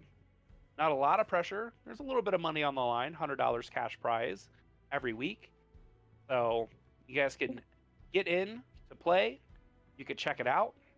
Or more importantly, just keep playing the game. Keep supporting it. There's a handful of different communities that are out there. You guys could check out all the new content creators. HCS, Halo specifically, has its grassroots program.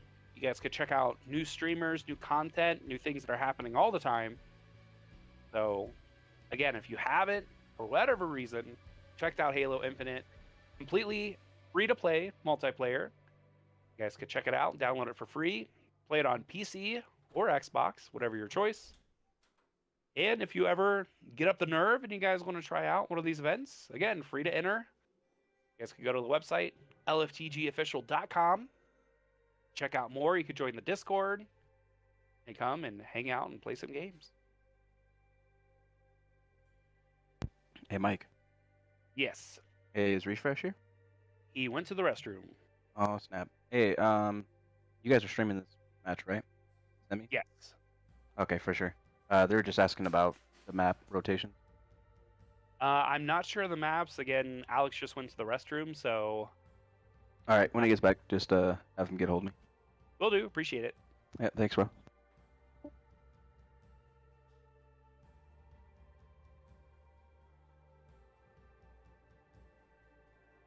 So there you have it. The latest update. Both of these teams are ready to play. They know that we're going to be streaming these matches. Again, we're just waiting for Refresh to get back from a, call it a bio break. Probably not a bad thing. Hit the restroom, get some water, or whatever your beverage is of choice. But again, we'll have this next semifinal match here starting very soon. But in the meantime, if you guys want to shameless plug, go check me out on Twitter. It's the Mohawk Mike, THE, MOHAWK, MIKE. Again, I've been sharing photos recently from previous events, specifically MLG tournaments. There's one that I've also shared recently from NGL, the National Gaming League, when they did a Halo Reach tournament in Cincinnati that was held in 2010. So anybody that's out there maybe attended these old events or maybe looking to find images for the 10-year challenge, popular seen on Facebook, a great way to go through and reminisce. Take a look at some of those older photos. So I see Refresh, you back with us? Yes, it is. Yes. Awesome. Yes. Yes, so I was informed these players, they know that they know that we're streaming this match, so they were waiting. They were curious on the map lineup. Round 3. It's the third round, you know. I see you're loading up Bazaar here.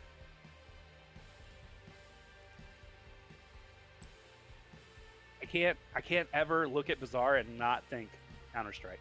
Oh, I know.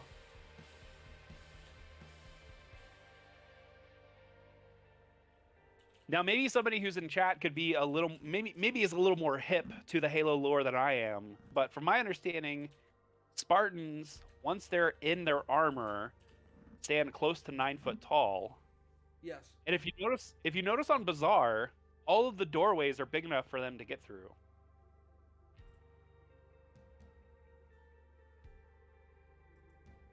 Which I think your standard door is 7 foot, 8 foot. I don't know. That's a good question. Let us know, chat.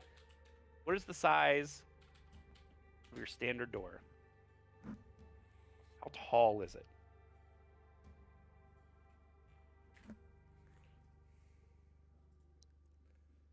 Why doesn't it let me swap teams? Who's this? There we go. I gotta say, I'm excited for this one. I'm happy to see we're getting the other semifinal match. We're getting a couple more games. I know, it's super nice. Usually we're lucky tonight. Usually we're not able to get both matches just because sometimes they happen at the same time. Yeah, and that's understandable. Especially, it's different when you're working a live event and the broadcast team can get hold for certain matches or try and take certain breaks. But when you're doing online, it's a completely different animal. Slayer.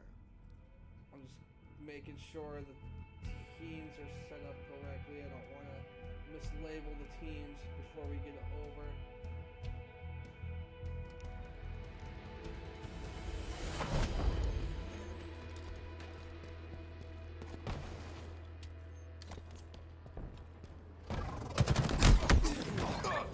Well, one of the things that I talked about while you were away on break there was talking about the team ABBA Goats. Seem like they're pretty much regulars within these events, but now we have team ABBA Nice, which is Aperture and Too Nice playing on the same team. It's great to see. Too Nice is a beast, man. We're about to figure that out.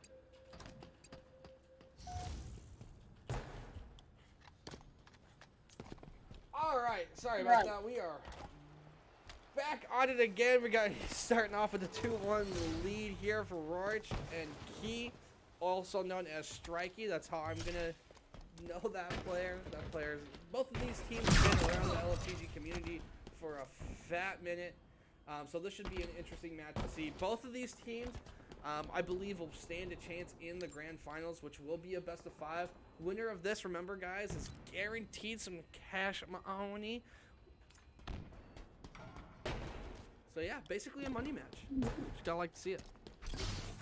Yeah, I like the presence of mind here from Key. Ended up picking up that energy sword and was able to take out that first player, but doing a slow rotation. Doing a really good job of not really pushing. Oh, look at that, and gets the back smack there. Again, kind of like it's like a slow, fast aggressiveness. It ends up peeking and landing that shot, but wasn't able to take them out. Oh no, and even though they swapped out for the energy sword, ends up getting taken out.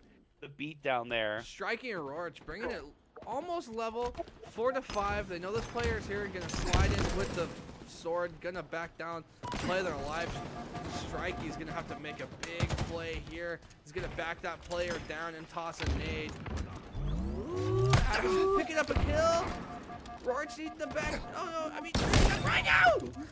That was stupid! Oh my gosh.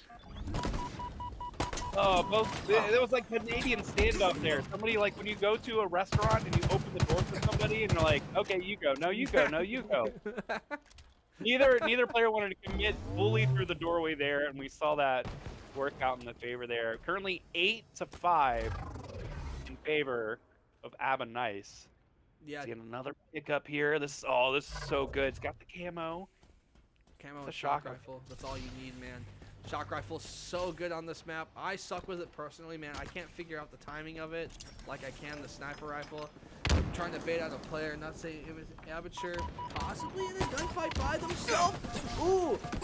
Ah, man, if you would just been a little bit more patient, not try to get out of that situation right away, you might have had a free kill with that sword, but Key's going to be able to push up behind, grab the sword, and now they're looking for Too Nice. Too Nice by themselves with the shock rifle. Yeah, that was a super sick setup. I like the fact that with the shock rifle, you've got the long range, you've got that hit scan weapon, and you have your teammate there with the grapple hook and the energy sword. As soon as you push out a player, not only can you peek and get that shot on them, you can also try and pressure them into challenging and then following up with the sword there. We see the teams kind of exchanging positions here. Kind of all over the map. There hasn't really been so much of a succession as far as holding down one certain part of the map. They obviously have timing on items, but they just keep fully rotating around. Yeah, I'm curious to see. Key should fall here. This player does get called out. One-shot beatdowns for you and your mama. There it is. There's the double kill. What? The grenade coming through. Woo! Keeping it a one-kill game. Almost tied up. Key and Roach doing a pretty good job of staying relevant in this game. However, Too Nice being the big slayer. Aperture needs to pick up this kill here. Is going to be weak. Gonna pop this invis. Gonna get pressured. That nade should do about a quarter of a shield damage. It looks like it does. And Roach with a good spawn able to pick that kill. Too Nice in a tough position. Trying to win a one-on-one. Doesn't end up winning it. Looks like Roach picking up that kill. Taking the lead with that kill. And looking to play double sword game. Ooh. Yeah, that was such a good swing there. So even though you saw the double kill picked up, actually that single grenade was able to end up training the kill. That's it as a one-kill game. Currently seeing it. 12-11, that's going to be a quick pickup though, as both players on Benegos was able to pick up. That flank was beautiful. Look at this. And now they're going to chase this other player, and that's crucial. Yeah, Roach, I feel like, though, pushing a little too fast. Woo! Stay alive! Oh, I was rooting for that player just because they made a sick play with that. Too Nice. Aperture still down by one, able to stay alive through that crazy sequence of plays.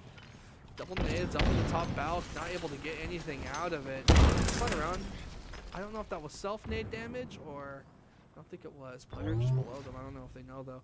Audio should be coming through. I heard it. I think they did too. It's so quiet though right now. Both of these teams, no shots, no nades. Oh, there. Okay. Now you have information. Yep, look at that. As soon as that shot rifle big bait and switch. Good fucking trade by Too Nice though. Oh, the movement with the grappling hook is so beautiful. Look at that! It ends up getting the conversion. Aperture picking off Key there. Ends up picking the shock rifle as well there and gets another one as well. It's that reversal badge. That was so incredible to see. It's still, the game is only 16-15. But the fact that they, used the grappling hook, was able to get the conversion forward. Whoa, so much pressure here, but ends up living. Watching this go. Oh.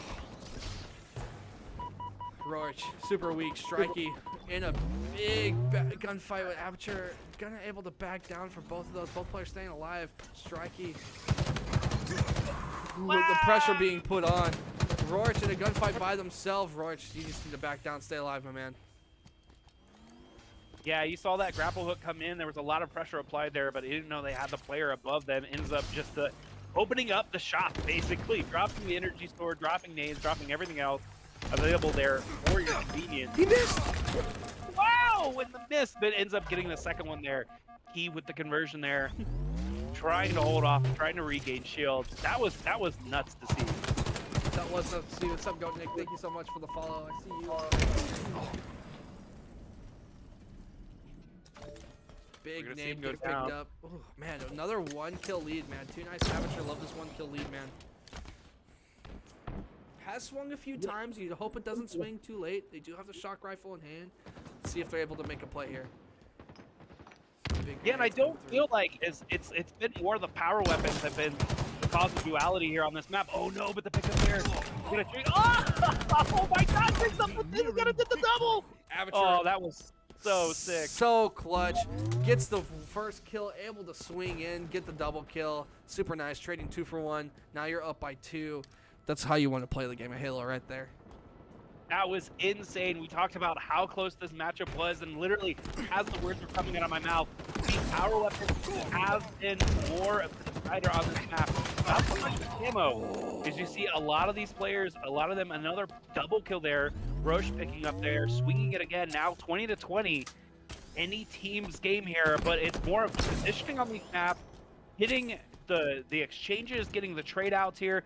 We see this doorway here. That's been the doorway of death. I don't know if I would actually jump up in there if I were Geek. Invis got picked up. Got a big 2-on-1 trade here. No 2-on-1 trade. Just a 2-0 trade. Now up by 2. I'm telling you, dude, that kill swing was coming in at some point. It's coming in late in this game. They're going to use the sticky grenades to pop this. Psych! They're going to use this. I like to use the sticky grenades. Able to save those, though. Grapple hook. Swinging that sword in. They have sword, mangler. Oh, no mangler. Sword and shock rifle. Got one grapple left with this sword. Say that one more time. He's got one grapple left. One grapple left here. Key with this energy sword. We've seen those plays come in kind of crucial before. We know that they've got him pushed in here. Kind of trapped out there. So they're trying to chase, trying to get some kind of advantage here. Oh no! But guess who else has grapples? Flying across the map there. Oh no, both the pillars. That's a no-go, bro. Oh, he didn't get it. He used the grapple instead of the beatdown. He messed it up. He messed up. Seeing both of the players coming at you, you know that a player is up top, and as they're pushing down, using that pillar to pop out shots, duck in behind their other teammate coming chasing, that's a no-win scenario. At least tried to get the one.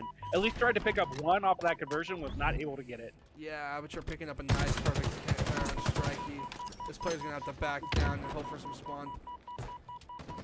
There it is. Strikey able to put in some spawn pressure, stay alive. Knows that player has sword. You can see it on the screen. The grenades, not good enough to come through. Too nice. Putting a lot of pressure in. Is going to dip down towards bottom mid. Got back up, used the grapple to get around. And now it's 24-23, and now you have a big freaking player right here. Is it going to come through? It did. Roach picking up the kill. Too nice. Amateur falling, even though, oh, so many crazy plays made at the beginning and end of that game. This is going to be a crazy set. The final 30 seconds of that matchup. I don't know how many grenades were exchanged between both of those teams, but there was no safe space. There was no way you were not going to get pinged. You were not going to take any damage. And then you saw basically the chase there. It went into an all or nothing. It was 22-23. Both of the teams applying pressure. Abanice was able to try and exchange, get the better position there. But, oof, man, what a crazy start to the series. I mean, the big difference here for me, as I'm looking at this, is the assist column, man. You have 8 and 4. You have over double the amount of assists coming in from this red team, putting in the work on the teamwork. But Aperture, man, Aperture, you might have died a lot, but look at how many, look at the accuracy. Shooting 66%. Can I get to it, please? There it is. 66.04%. Hitting well over half of your shots. I just think this game really comes down to those assists, man. Able to get a lot of those team kills and do it in a perfect way. Man, it's a crazy game. Emotional roller coaster. Love to see it. Absolutely, and I think one of the big takeaways here is we saw in the other matchups.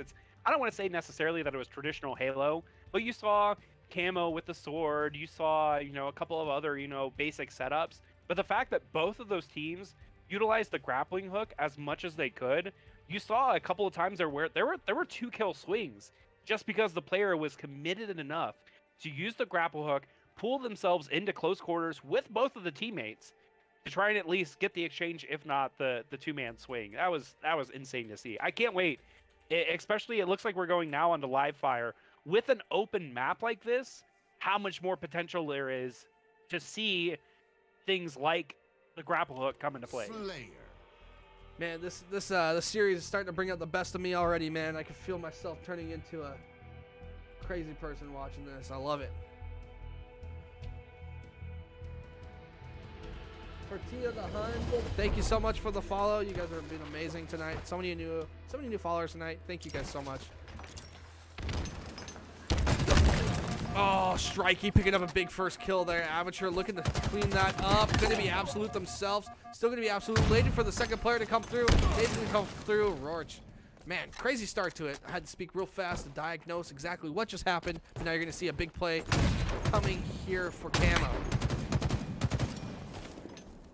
Yeah, and we're seeing Roarch here was really trying to land those no-scopes there, was trying to peek out. Camo is still up. Look at this. Oh, and they exchange there. Yeah. That's a quick 4-1 now. Up in favor.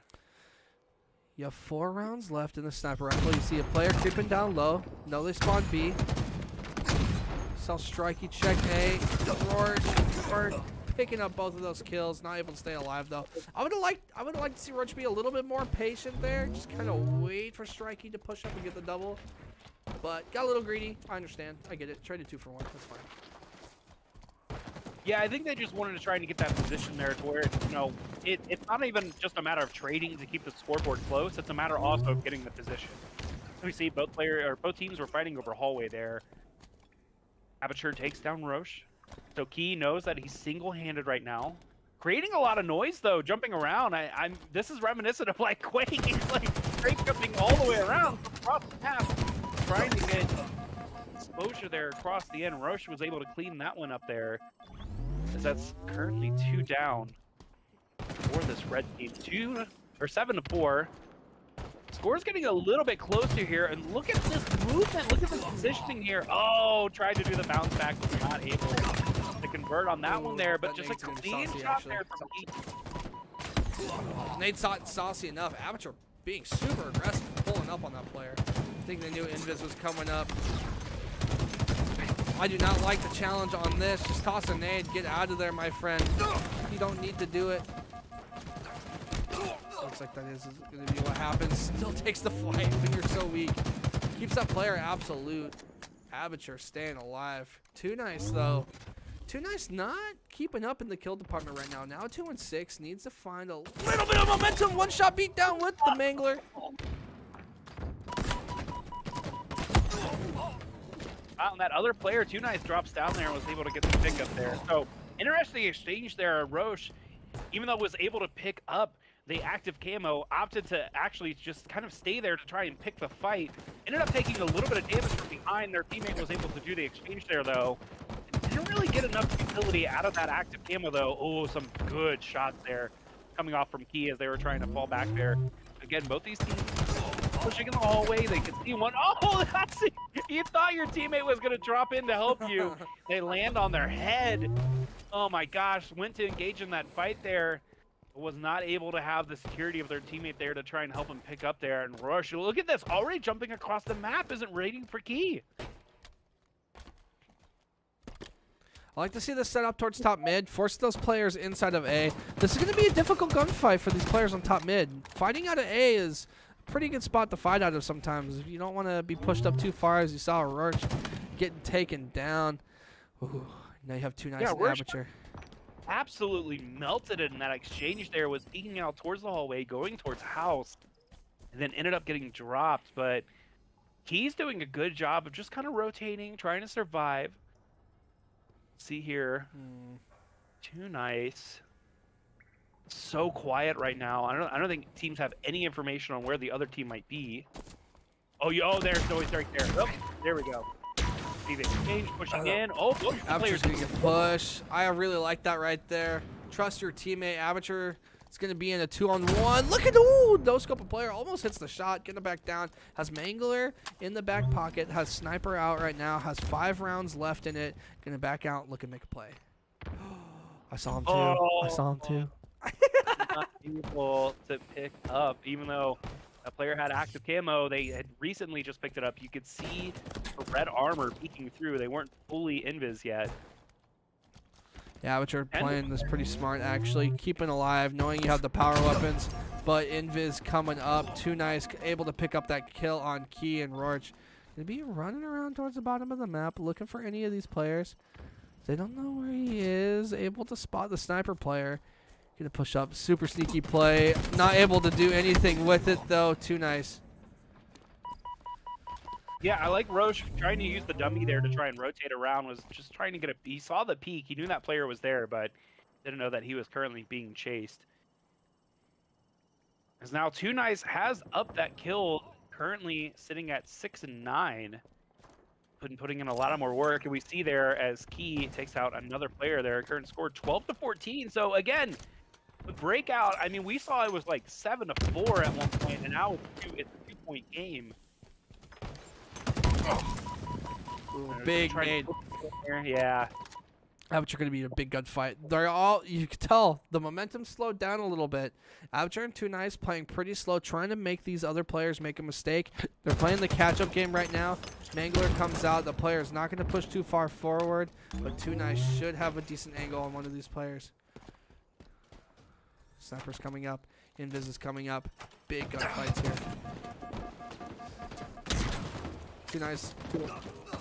Oh, falling as well. Invis not getting burnt. You see it down on power up pillar. Who's that? Yep, Strikey picking that up. Now has Mangler. Second Invis in a row. Could be a big momentum shift heading into the later half of this game. Yeah, you can see a teammate there. You see Roche with Sniper. At the very least, he should be able to get a little bit of information out of this. Trying to rotate around, but they can't find anybody. This is actually really, really smart by Nice. Just kind of playing slow. They're over towards tower. Oh, here we go. Okay, first piece of information. He, you see, is not really pushing in. Okay, opt to help his teammate, opt to take that player. So even though there was a burn there was at least a conversion. That's type coming in. Yeah, that could have easily been avoided though. That death. I feel like that death was very unnecessary. Feel like Key maybe taking a little bit too much of their time.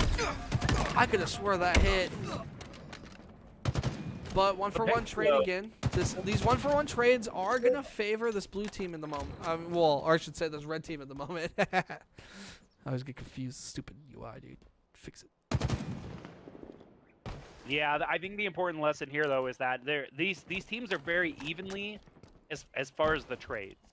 There hasn't been, like we saw with Ability during that first game, it was just a matter of them split pushing, rotating around, able to pick up any kill they could. There's a lot of trades happening here, and I mean, 18 to 15, this is a close game. Yeah, there's a lot of trades happening here, right? But right now, trades are going to favor Roach and Key, as they are the team in the lead. So if you're going to be trading here, if you're Nice, you need to start trading 2-for-1s to catch up. No more of these 1-on-1 trades. Can't afford it. Looked like a situation, but he was not able to push in, had to fall back there. Another 1-on-1 trade. Oh wow, I have the shield set up even, but was not able to Oh, get. I love this play. This play was way too smart. Using the shield he put down earlier to deflect the nade, that's a 5-head play. That's what we like to call a 5-head play right there. Another 2-for-1 trade. That goes in the favor of Roach and Strikey. Just sitting in a really abstract corner, man. Able to hide with that invis, play out your life, make sure you make a smart play, spots that player sitting in the corner. Yeah. Oh yeah, there was no hiding. Yeah. There was no hiding at that point.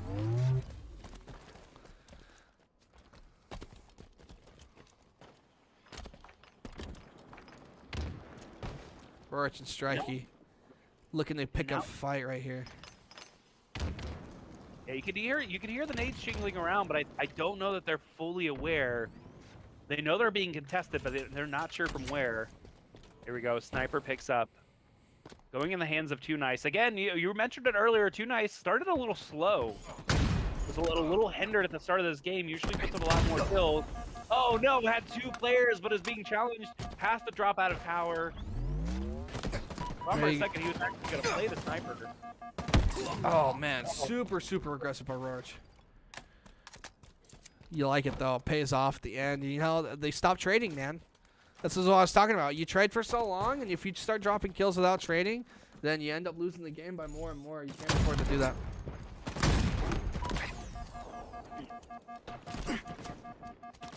the shots just not landing there for Warsh is going to retreat with the sniper rifle.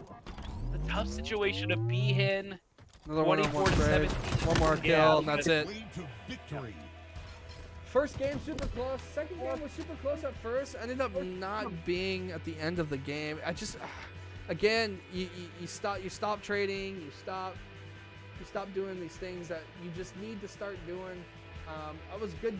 Both games were great and fantastic to watch. Striking and Roach though, picking up the 2-0, moving on to the grand final. This next match should be something else. Yeah, I'm excited to see Ability relatively uncontested their first 2 games of this bracket. Their semifinals match against Fear No Man. Again, Ability did sweep. They did win the series 2-0, but Fear No Man ended up playing really, really good, kind of challenging them a lot more. So really excited to see how these 2 teams are going to shape up. Again, Ability 2-0'd their way into this finals, as well as, I'm just trying to double check here. Yeah, both teams. Both teams 2-0'd their way into the finals. Striking Roach, man, dude, they're nothing to mess around with. They're a very talented team.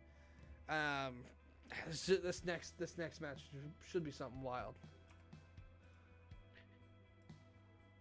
Go ahead and throw it to the sponsors as we set this up. Gonna be able to get these teams in here pretty quick.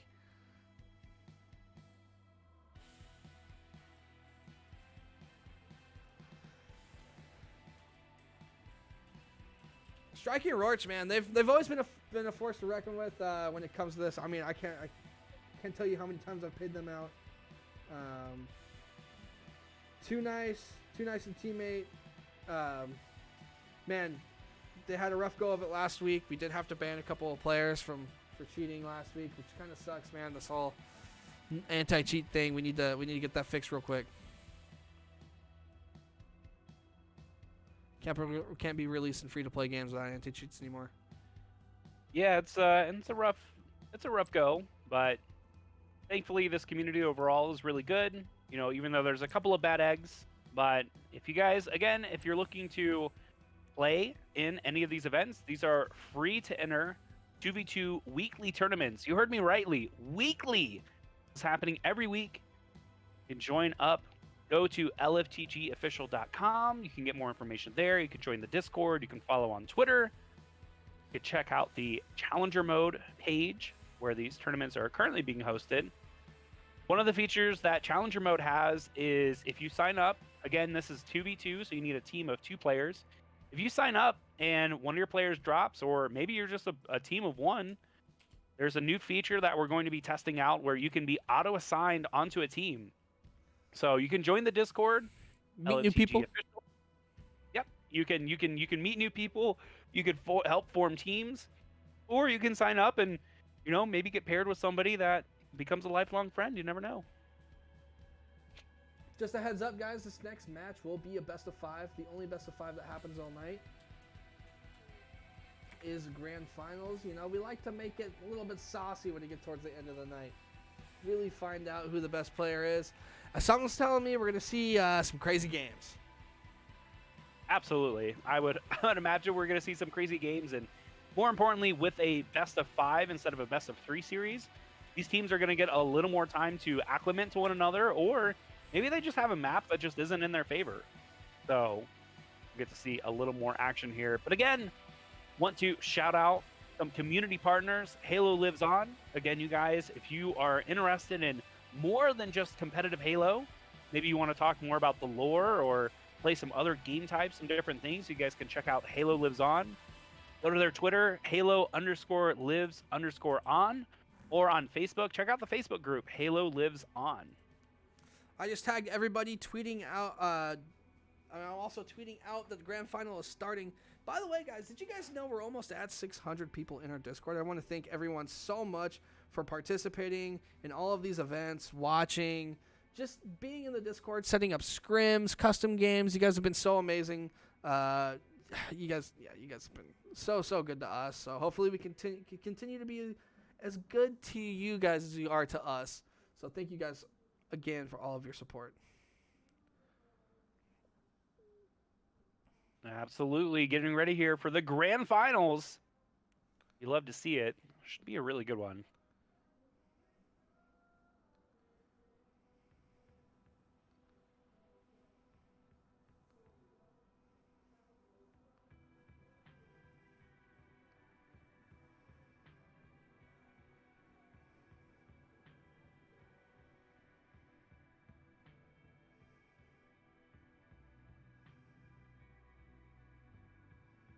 Setting up right now, I'm getting ready to send out a tweet that grand finals is getting ready to start. Me too.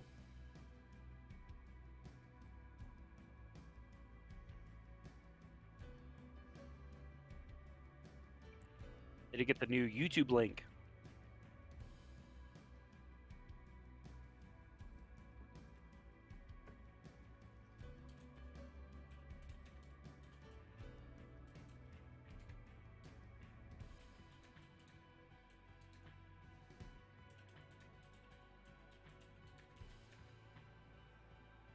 Yeah, this should be a really, really good series. Really looking forward to it.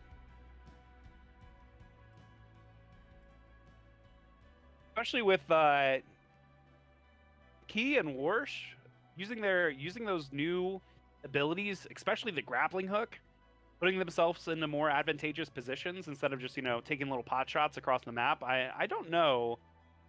We'll see how ability kind of adjusts to that different style of gameplay. Yeah, I'll be Slayer. looks like we have a lobby crash. Tie. It's all good though. It gives us a little more, builds up dramatic tension. We're just getting ready here for this, the grand finals of the LFTG 2v2 Halo Infinite Weekly. Again, if you have not checked it out before, thanks for stopping by. Or if you're looking to play in some free-to-play Inner Halo Infinite action, check out LFTG Official. LFTG official on all platforms. You guys can check us out on Twitter, Facebook, Instagram, Discord. And also go to lftgofficial.com to see everything. You can go to our challenger mode. You can join our Halo and Call of Duty Discord. Yeah. Now you make me feel like an old man because I've plugged everything except for the Instagram. Yeah. To be fair, Twitter's where it's at, baby. Forget that Instagram's the thing. I have Facebook, I have Twitter, and that's it. You get to jump on the TikTok bandwagon. Oh, They yeah. don't have don't do clips, dog. Instagram. Don't forget to follow the stream if you haven't. That helps us out a lot. That allows us to see and talk to people that we need to talk to help get support for you guys. Looks like we're gonna be on board, baby. Woo! Ability! Alright, we got exploit. Exposure versus Rourke. Strikey. Strikey picking up the first kill. You can have two players rushing right across the map. Strikey with the sniper. Oh wait, Rourke with the sniper rifle. Looks like it is overshield this time. If you guys did not know, this map, it is random what power up does spawn. Yeah, be like that for the film. this is nuts to see. Currently coming in 4-0. Rourke and Key.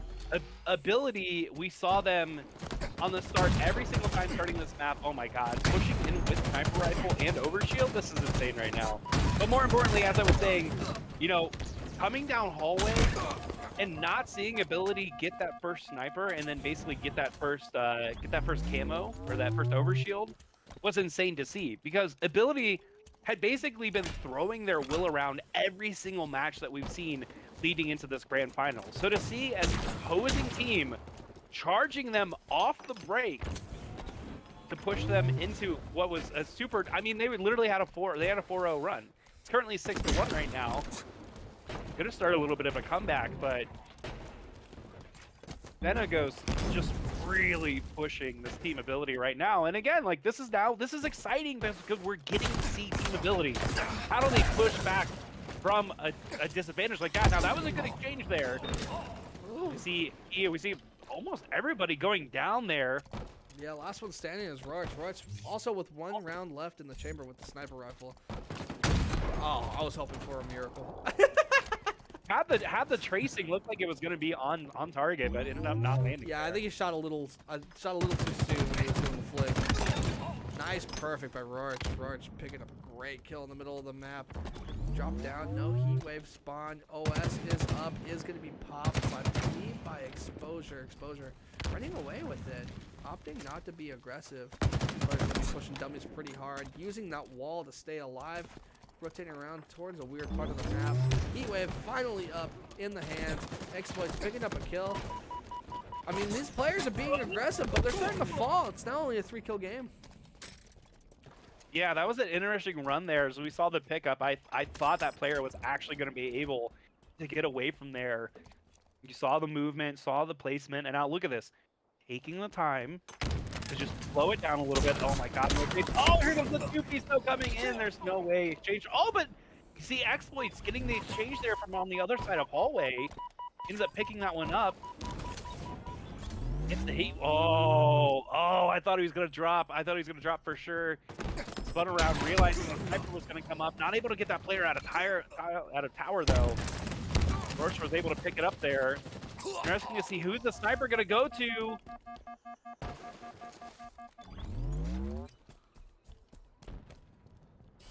I think the crazy thing to note on this map right now is there is no team that is holding one specific part of the map.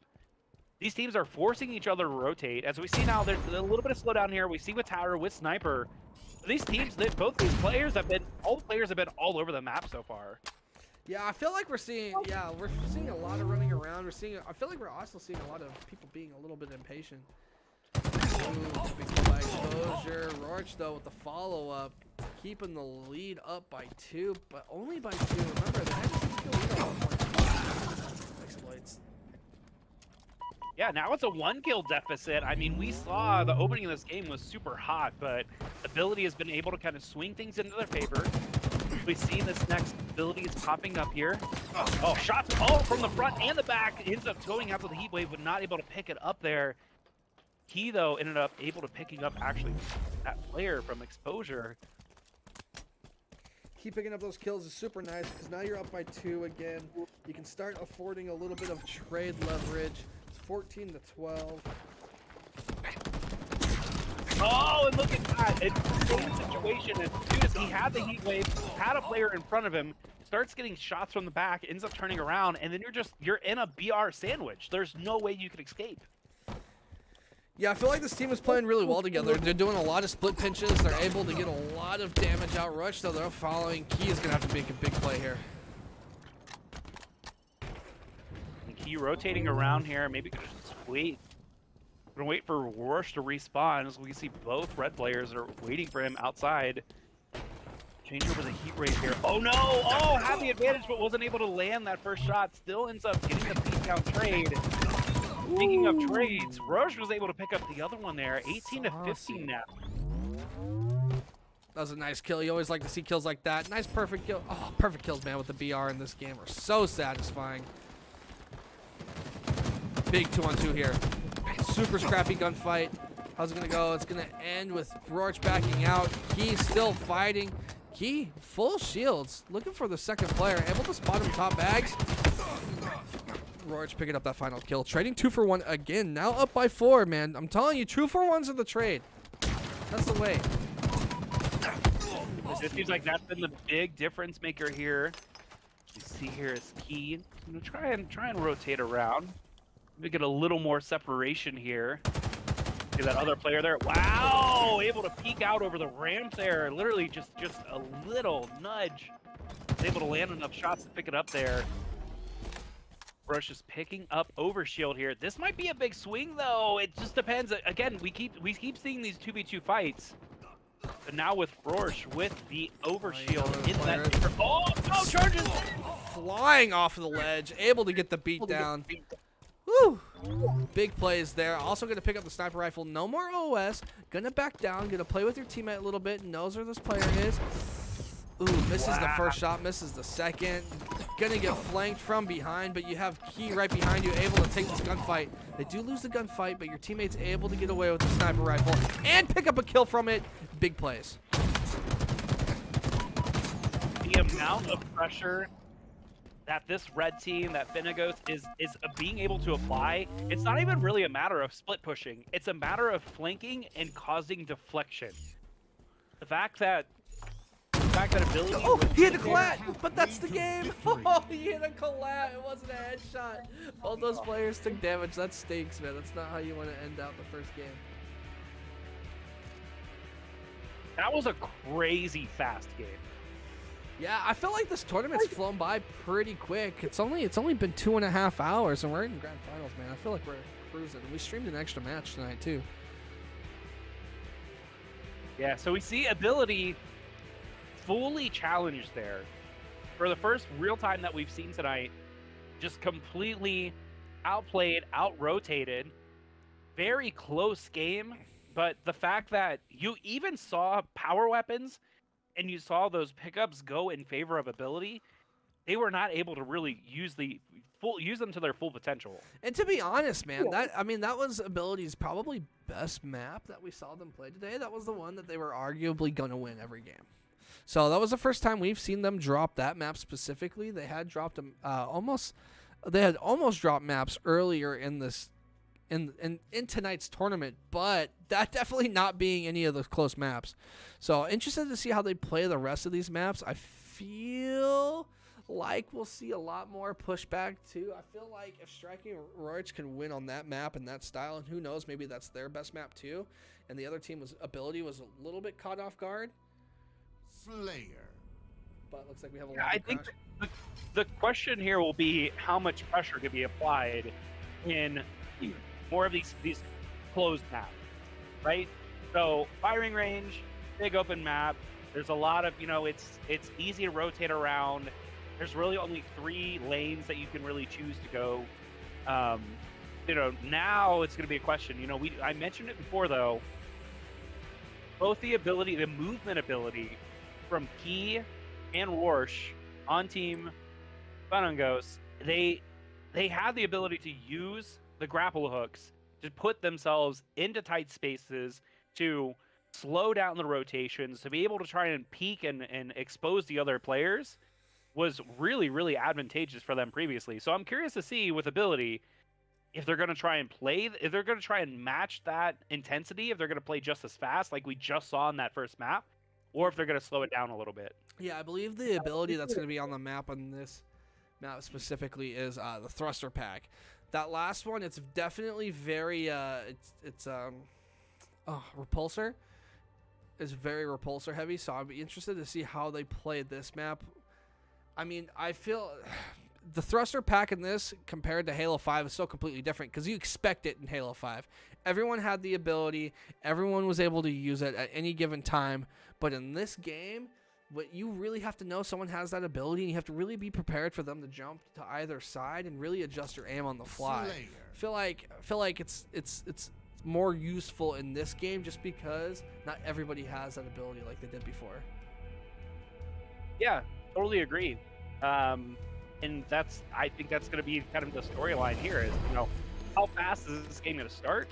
Which team is going to try and get the jump here? And we're jumping in right now. Exposure, baby. Exposure ends up, getting that camo really relatively unscathed. You saw his partner there. Saw Exploits was up there as well. Ended up getting picked. Oh no! Oh no, you gotta win this. Oh no, you missed the beatdown. You can't be doing that, man. Exposure had the camo, saw the player, missed the whiff, gave full information of where he was. Both players on that red team able to rotate, just spin around, and take him out. I mean, you gave up a kill to have that camo and was not able to convert off of it. That's a rough sight. Yeah, that's definitely a rough sight. I mean, my rule, man, if it's a 2v1 and you have top of the map, or if you have the advantage, you immediately give that advantage away when you drop down towards the bottom of the map and you try to make a play. Getting stuck in a 2-on-1 like that, even if you have camera, you think you can make a big play, man. Wait for your teammate. Play your life. Play the guarantee. Because it's not always gonna be that easy, man. And for you to be able to miss a back smack and not get any kill in that situation, that's something that you can't be doing in the long run, man. That will cost you some extra kills. But they did bounce back. Exploits and exposure are up by 1 now. I love the pistol pickup. The pistol is underrated for sure. Beatdowns, boom, there it is. Ba, ba, ba, ba. I love to hear it. Yeah, it gets to the trade, especially in, you know, a claustrophobic map such as this. You know, it turns into a hallway, shots off with the rifle there, or with the pistol. It was able to get the beat down and exchange. And here we are, we're currently 4-6 in favor of the red team. Ability trying to pull this one back. Again, they lost that first map. This is a best of 5. So trying to at least keep it close, but you know, look at it. A lot of these angles, they're kind of getting hot shots. Oh, was able to pick that clean up there. Ooh, I really like the double back there. Keep picking up both of those kills. Has no business doing so. Still weak. Has 2 thrusters. Roach though with the invis. We're actually gonna hop on board with Roach. Roach tries to make a play. Gonna walk right past the player. I don't know if they had any clue. I don't think they did either. They could hear their shots. Okay, so Exploits ends up picking up heat. Again, look at this. Slow play. Yeah. Can hear the nades bouncing around. But yeah, look, okay, see? Get the guarantee. Get the guarantee. Yep, there you go. Yeah. I mean, you had both players in sights. Didn't jump to it too fast. Really good trigger discipline. Able to back down, get the beat down.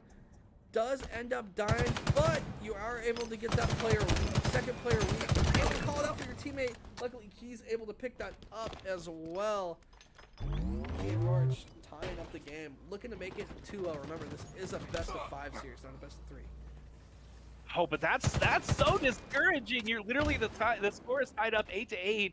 You hear your opponent grunt, and you turn around and see them falling to the ground. Trying to set up a more advantageous position.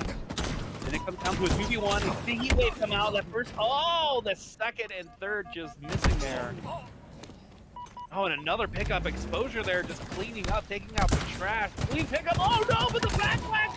It doesn't happen. Gets the reversal Roar. That's yet again. That's another crucial play. Should be easy kills. Now 10-11. I don't know about you, but I'm pretty sure I heard that connect. I heard something, but I don't know if it connected. I heard it connect. You can probably hear a disconnect with a computer desk somewhere. Yeah, that'd be a little frustrating. You know, there's some money on the line. You get a blank melee. Now you gotta win a crazy BR fight. Exposure gets both kills. Now up 13-11. Good composure. Staying alive. I love that BR. Again, remember guys, when the HCS happens, watch that on the drops. Yeah, that's been one of the brilliant things that HCS has implemented this year. A lot of the pro teams getting their own skins, getting their own in-game items. You can purchase those to help support the prize pool. Again, Halo Infinite, the biggest resurgence for Halo that we've seen in a very long time here. A lot of players getting dropped here, left and right. He was able to see the sights with the I hate this play. You're gonna get double naked. How is he still alive? Wow! Gets the conversion off of that. What looked like a horrible chase. Shock nade's not doing enough damage there to justify throwing them. Strikey pushing through him, tying up the game. 14-14. Player on top yellow. Trying to get pushed. Both these players are absolutely large. Really good call out. Heads up. I like this play by Keith. Ooh, that nade. Oh, that nade. A lot of damage. Keith staying alive. Roach staying alive. Both those players pushing bottom. Ooh, I think, yeah, they're trying to split a little bit here. With a good clean pickup there. And he knew that his teammate went down, was able to get shot there. Oh wow, was able to snap onto them, but not able to pick up. Clean off the kill there. You know those players are gonna be over on Util side. You heard some bullets coming through. You see one on Util, the one going over towards Fridge. The player turns around. Holy moly, I've never seen anyone with that much confidence. Gets 2 shots in, turns around, decides to fight. Teammate doesn't follow through with the shots. Now 18-16. Roach and Strikey, again, looking to go up 2-0 in the series. Won't clinch out the series, but it will put them that much closer to winning the tournament. Yeah, there's been some really crazy exchanges here. Rorsch and Key, though, doing a really good job of not necessarily bait and switching, but basically baiting and choosing a different angle from here, going in on the player. Yeah, that was interesting, especially, Pick it up. you know, it's one thing to have the high ground, it's another thing to jump down at them. Flamer's back up and does get the camo, but this has got to be burned, right? This has got to be, oh, wow! That player did not notice the drop there. Look how aggressive this push is. Wow. You gotta guarantee yourself the kill. Strikey picking up the assisted kill. Rourke staying alive, so big. That was nasty. I did not see that exchange going that way. But Rourke here able to get the exchange, relying on their teammate as well. Pushing into those 1v2 situations there, and there we go. That's an easy kill. That's how you're supposed to use ammo. Rourke getting the kill and pressing out of the way. Now you're gonna have to push the second player. Ooh, able to get the trade. You can trade 2-for-1s for now.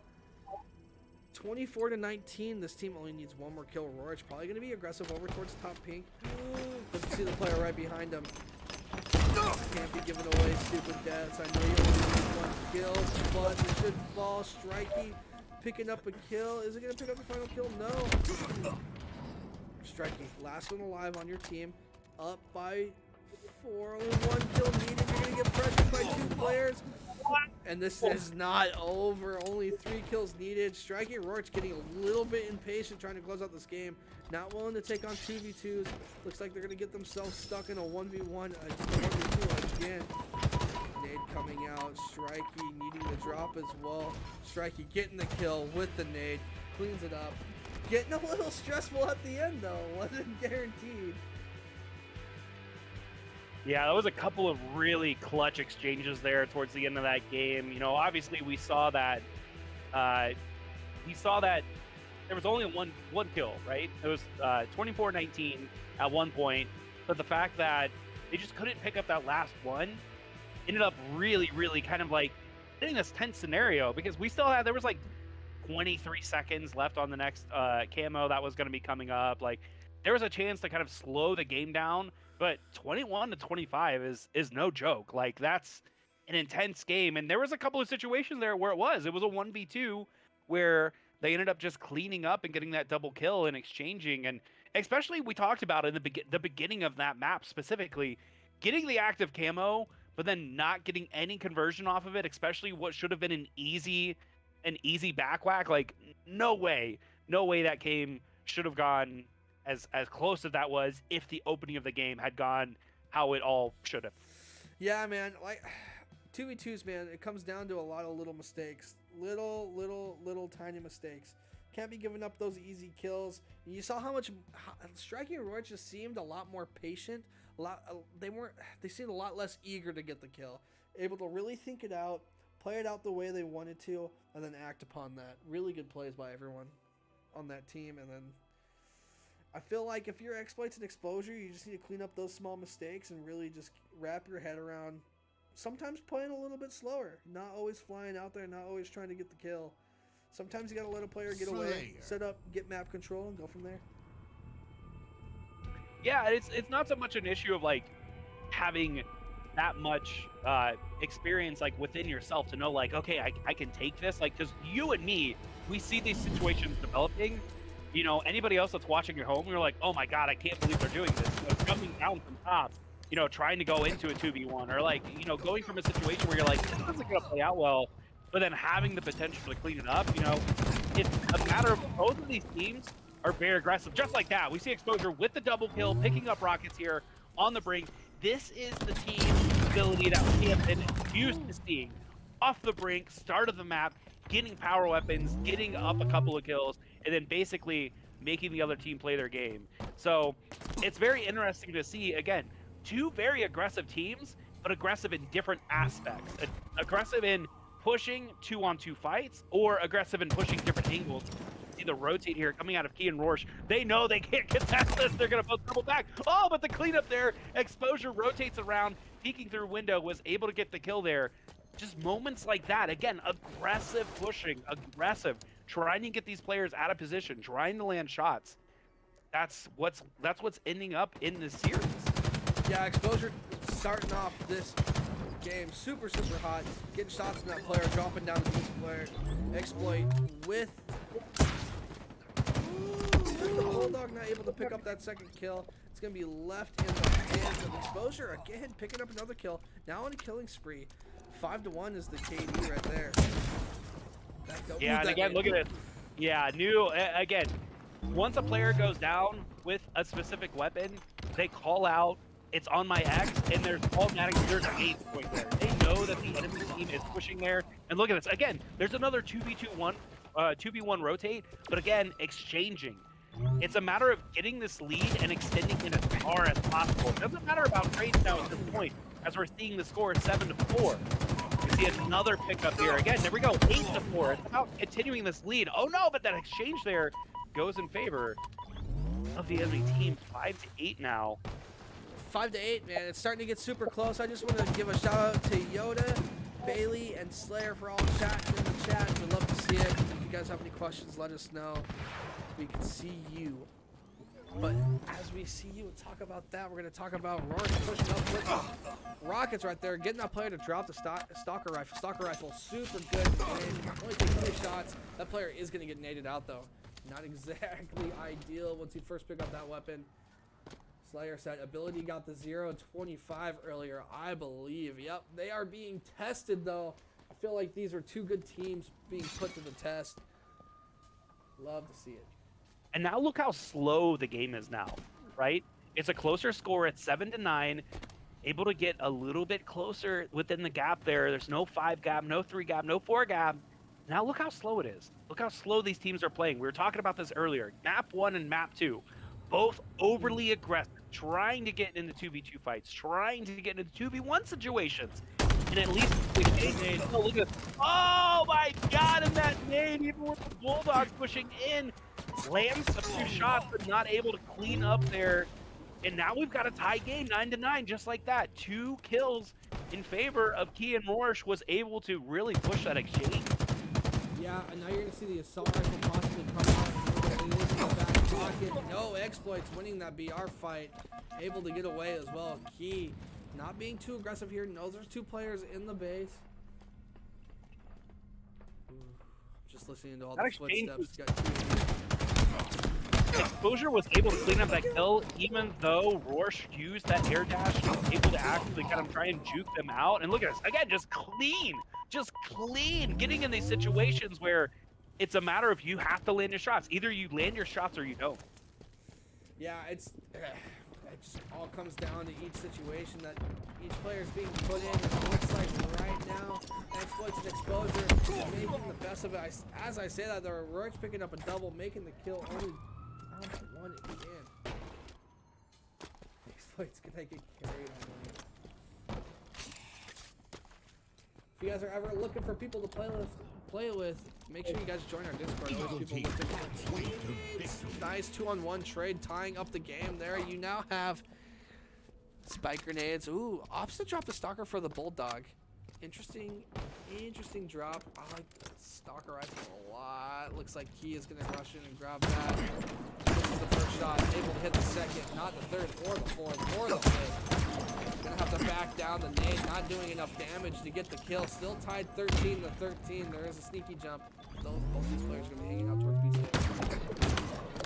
Yeah, that's a horrible sight when we're trying to contest the player and you can see all of the nade explosions, but you can see their glowing armor through it, but you still can't pick it up there. With the Sentinel Beam actually coming in clutch, picking up that kill, even though they had the Bulldog. Sentinel Beam underrated. Yeah, absolutely. Especially at close range like that, like it's just constant damage. Just constant damage. It's not a matter of like actually trying to pump and reload. It's not a matter of like trying to land the shots. It's just you get that laser beam on them and melt them. See, shots coming, exposure there. Oh, exposure there was being challenged by another player. He got pushed into that position. You see them being charged. Oh, no, not able to line it up. Exploits gets taken down by Rorsch. No, this is the first time you've seen a lead by Roach and Strikey for this game. Remember, if they win this game, the series is over. It'll be a hot 3-0 and a handshake. We'll know who's first and second. Gets the perfect rotation on this player on Pizza. Able to take out that player. Rockets are up, are going to eventually get picked up. but not used. Rockets got picked up again. Rockets gonna come flying through the hallway. No, took the wrong route. And we see that player. Ooh, the splash damage too strong. Yeah, I didn't think that rocket was. I mean, you could see that it was low. I didn't think that it was going to splash and do that much damage, especially because they were backing up from it. It was able to get the conversion there. 16 to 16. Again, this grand finals has been so close. Oh, look at that! It was the peak window, and both players waiting there. Take this BR damage. Take this rocket as well. And now again, like there's a lot of action happening here, but it's this gameplay is much slower than we saw in the previous two games. Look at this, both players trying to rotate around. Exposure, hitting the shot, but again, there we go. And the cleanup there, at least there was trade. No, not enough time to charge up there. Rorsch was able to drop him. Your Rorsch on fire right now. Has died a lot though. 12 and 10 deaths. So you can tell this is a very trade heavy game. You're positive, but not that much. But you are getting the kills to compensate for it. Able to slide around and play a ring around the rosy. Who's gonna get the kill? Key and Rorsch get the kill. Now up by 2. No longer a tie game. Ability on tournament life right here. They really need to clutch up and figure something out quick. Is the pizza jump gonna happen? Here, you jump on the little ledge. Able to hit the pizza jump. Is gonna die from it though. Does get taken down. Exploits. Able to give that kill, make themselves one kill closer. Bros are weak though, running around the bottom of the map. Able to find out the second player. Ooh, Bulldog's so good. Yeah, that was a nutso exchange there, because rather than chasing the player that you knew was weak, you ended up opting going for that fresh player, and it was just a pretty good, clean pickup there. We see Flames are about to fight here in the center. Oh no, and just like that, you look one direction, you're getting taken out the other here. Rockets picked up here by Key. 19 to 23. Could be holding Rocket. Ooh, oh, ends up one. Yeah, not taking it. Ends up, I guess, shooting. That player went ahead and ducked out and run around corner. 2 kills game here. There we go. There's one. Looking for the last One more. kill. Last kill of the night. Exploit taking a Rorsch, extending the game just by a little bit longer, but Bulldog is waiting around the corner. I don't know if this player knows. Ooh, patience. Yeah, that was Another nade clutch. coming through. Doesn't know. I think the player's gonna come in from behind him. Here it is. The last kill of the night finally goes through. Rorsch picking it up and well deserved. 16 and 12, picking up a ton of kills. Picking up the final kill of the night, 3-0. But I mean, 3-0 is very untelling of that series. Yeah, absolutely. All of those games were nuts. They came down to just a couple of close exchanges there. The teams trading really, really well. And, you know, you look over the bracket, and the thing is, you know, one team went completely undefeated, didn't lose a single round at all that entire matchup. And it's, again, like you said, it's just really not telling. Ability, super great. First 3 games, first 3 rounds, you know, a couple of close opponents. But again, like, you don't walk away with this with your tail between your legs. Those were all super close games. And now it's just a matter of going back, looking at the VODs. What could we have done different? You know, what was maybe some of the strategies that we didn't pick up on initially? And take that to go into the next week. Yeah, I feel like both of those semifinal matches too are very close. So definitely these teams did not have an easy road, but Striking Rorsch, man, just being so consistent, and every tournament they play in, it seems like they're always the ones that come out on top. I mean, they're consistent, they're good, their teamwork is just incredible. Good stuff, good stuff. So again, that's just one page in the many, many, many chapters of LFTG. Again, Alex, if anybody's interested in competing in any of these events or other stuff, what should they do? What should they do? If you guys want to compete weekly, possibly more events coming up after that as well, one in particular that I have in mind, I would go to LFTGofficial.com. That is the place where you can see past brackets, current brackets. You can sign up for next week. You can just kind of see how things have fleshed out over time. You can also join our Discord if you go over to the event stuff. You can go to our store and check out our merch. That would be very helpful. Everything that is purchased right now goes back into events. We are a crowdfunding thing. If you guys ever donate to Twitch, anything like that, let us know. We're going to put that in the next prize pot. We are very much a community-based team. We love you guys. I want to thank you guys so much for supporting tonight. I also want to shout out to you, Mohawk Mike, for hopping on and casting tonight. And then also in the background, you guys never see him, but Power, our homie Michael, he always hooks us up with running the bracket smooth. Everything ran very well tonight. Always handles the questions that people have about everything. You guys are amazing. Respect the energy sword. Got the energy sword, assault rifle. I got the SMG. I got the Halo 3 helmet in the background. We out here we're going crazy with the Halo stuff, man. I've been a huge Halo fan since day one, man, since CE came out.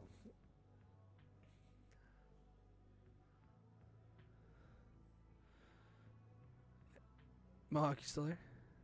Yeah, I'm still here. I was just letting you. I wasn't sure if you were showing off your swag in the background. We're talking about your horde, your shrine, I guess we should call it. Yeah, I got my original Duke controller above me. You can see right there. My Duke controller from back in the day. Were your hands big enough to actually play on a Duke? Nope, and I had really bad hand problems when I was 12. Yeah, I can't imagine. I know that they I think it was HyperX. Somebody re-released Hyperkin. Yeah. Re-released the Duke controller to use with modern consoles, but yeah, and it's more comfortable because it has bumpers on the side too. Mm. But yeah, thank you so much. If you guys haven't followed the stream, please follow the stream. If you guys haven't gone to our YouTube, sub to our YouTube. That's where you guys can see all of our past tournaments as well. You guys will definitely be hearing more from me and Mohawk Mike. Mohawk, do you got anything you're going to say, man, before we head out? The biggest thing is just shout outs to you and the LFTG crew for letting me come on and do a little commentary tonight. I absolutely enjoyed it. Some really, really fun games. If you guys want to, you can follow me on Twitter. It's at the Mohawk Mike. As I mentioned before earlier, if you guys weren't watching, I have a good friend of mine who was a photographer for MLG. So what I've been doing every day is posting a couple of older photos, some of them now, 10 years old at this point. So if you guys want to, you can go over there and check that out. Otherwise, just keep supporting these events, keep playing Halo Infinite, support whatever grassroots communities you guys are involved with, and we'll keep blowing it up. 2022 is shaping up to be a good year so far. And if you guys haven't yet, make sure you follow me on Twitter as well. It's at LFTG Refresh. That's where you guys can see all the LFTG news. I play a lot of Halo myself. I stream on my own channel, but I'm always looking for more people to play with. If you guys are ever looking for people to play with, post in our Discord, man. I will. If I have a spot open in my lobby, you guys are always welcome. So yeah, thank you. We're gonna go ahead. Let's talk. Let's actually. Do you know what we should do? We should end it with shouting out Halo Lives On community and Noob Combo. That's how we should end this stream. I want to shout out to Halo Lives On. It's a Facebook group with 15,000 active Halo members. They love Halo. They talk Halo. They breathe Halo. They eat Halo. They poop Halo eventually. After 4 hours normally, on a good day. They care about is Halo, man. So if you guys are looking for a good Facebook group, Halo Lives On is a fantastic place to be. You guys can also follow them on Twitter at Halo_lives_on. They allow us to promote our events. They retweet all of our stuff. They've been fantastic to us. As amazing as them, we have noobcombo.com. If you guys are looking to play in more tournaments, please go to noobcombo.com. You guys can see what tournaments are active, who's hosting them, when they're hosting them, and where they're hosting them. It's a great place for info if you guys are a new player or just want to keep up with the scene more. Also follow them at noobcombo.com on Twitter. Make sure you guys give them a follow as well. But I'm going to end the stream here by saying thank you guys so much for tuning into the stream, playing. Shout out to Striking Rorich. Congratulations on winning. Shout out to Exploits and Exposure. We've had a great time watching your matches tonight. We hope to see you guys again next week, right? Next week, same time, same place, 6 p.m. Pacific time. That's our MO now, man. Every week, whether I'm here or I'm out of town, I am paying attention. I see everything.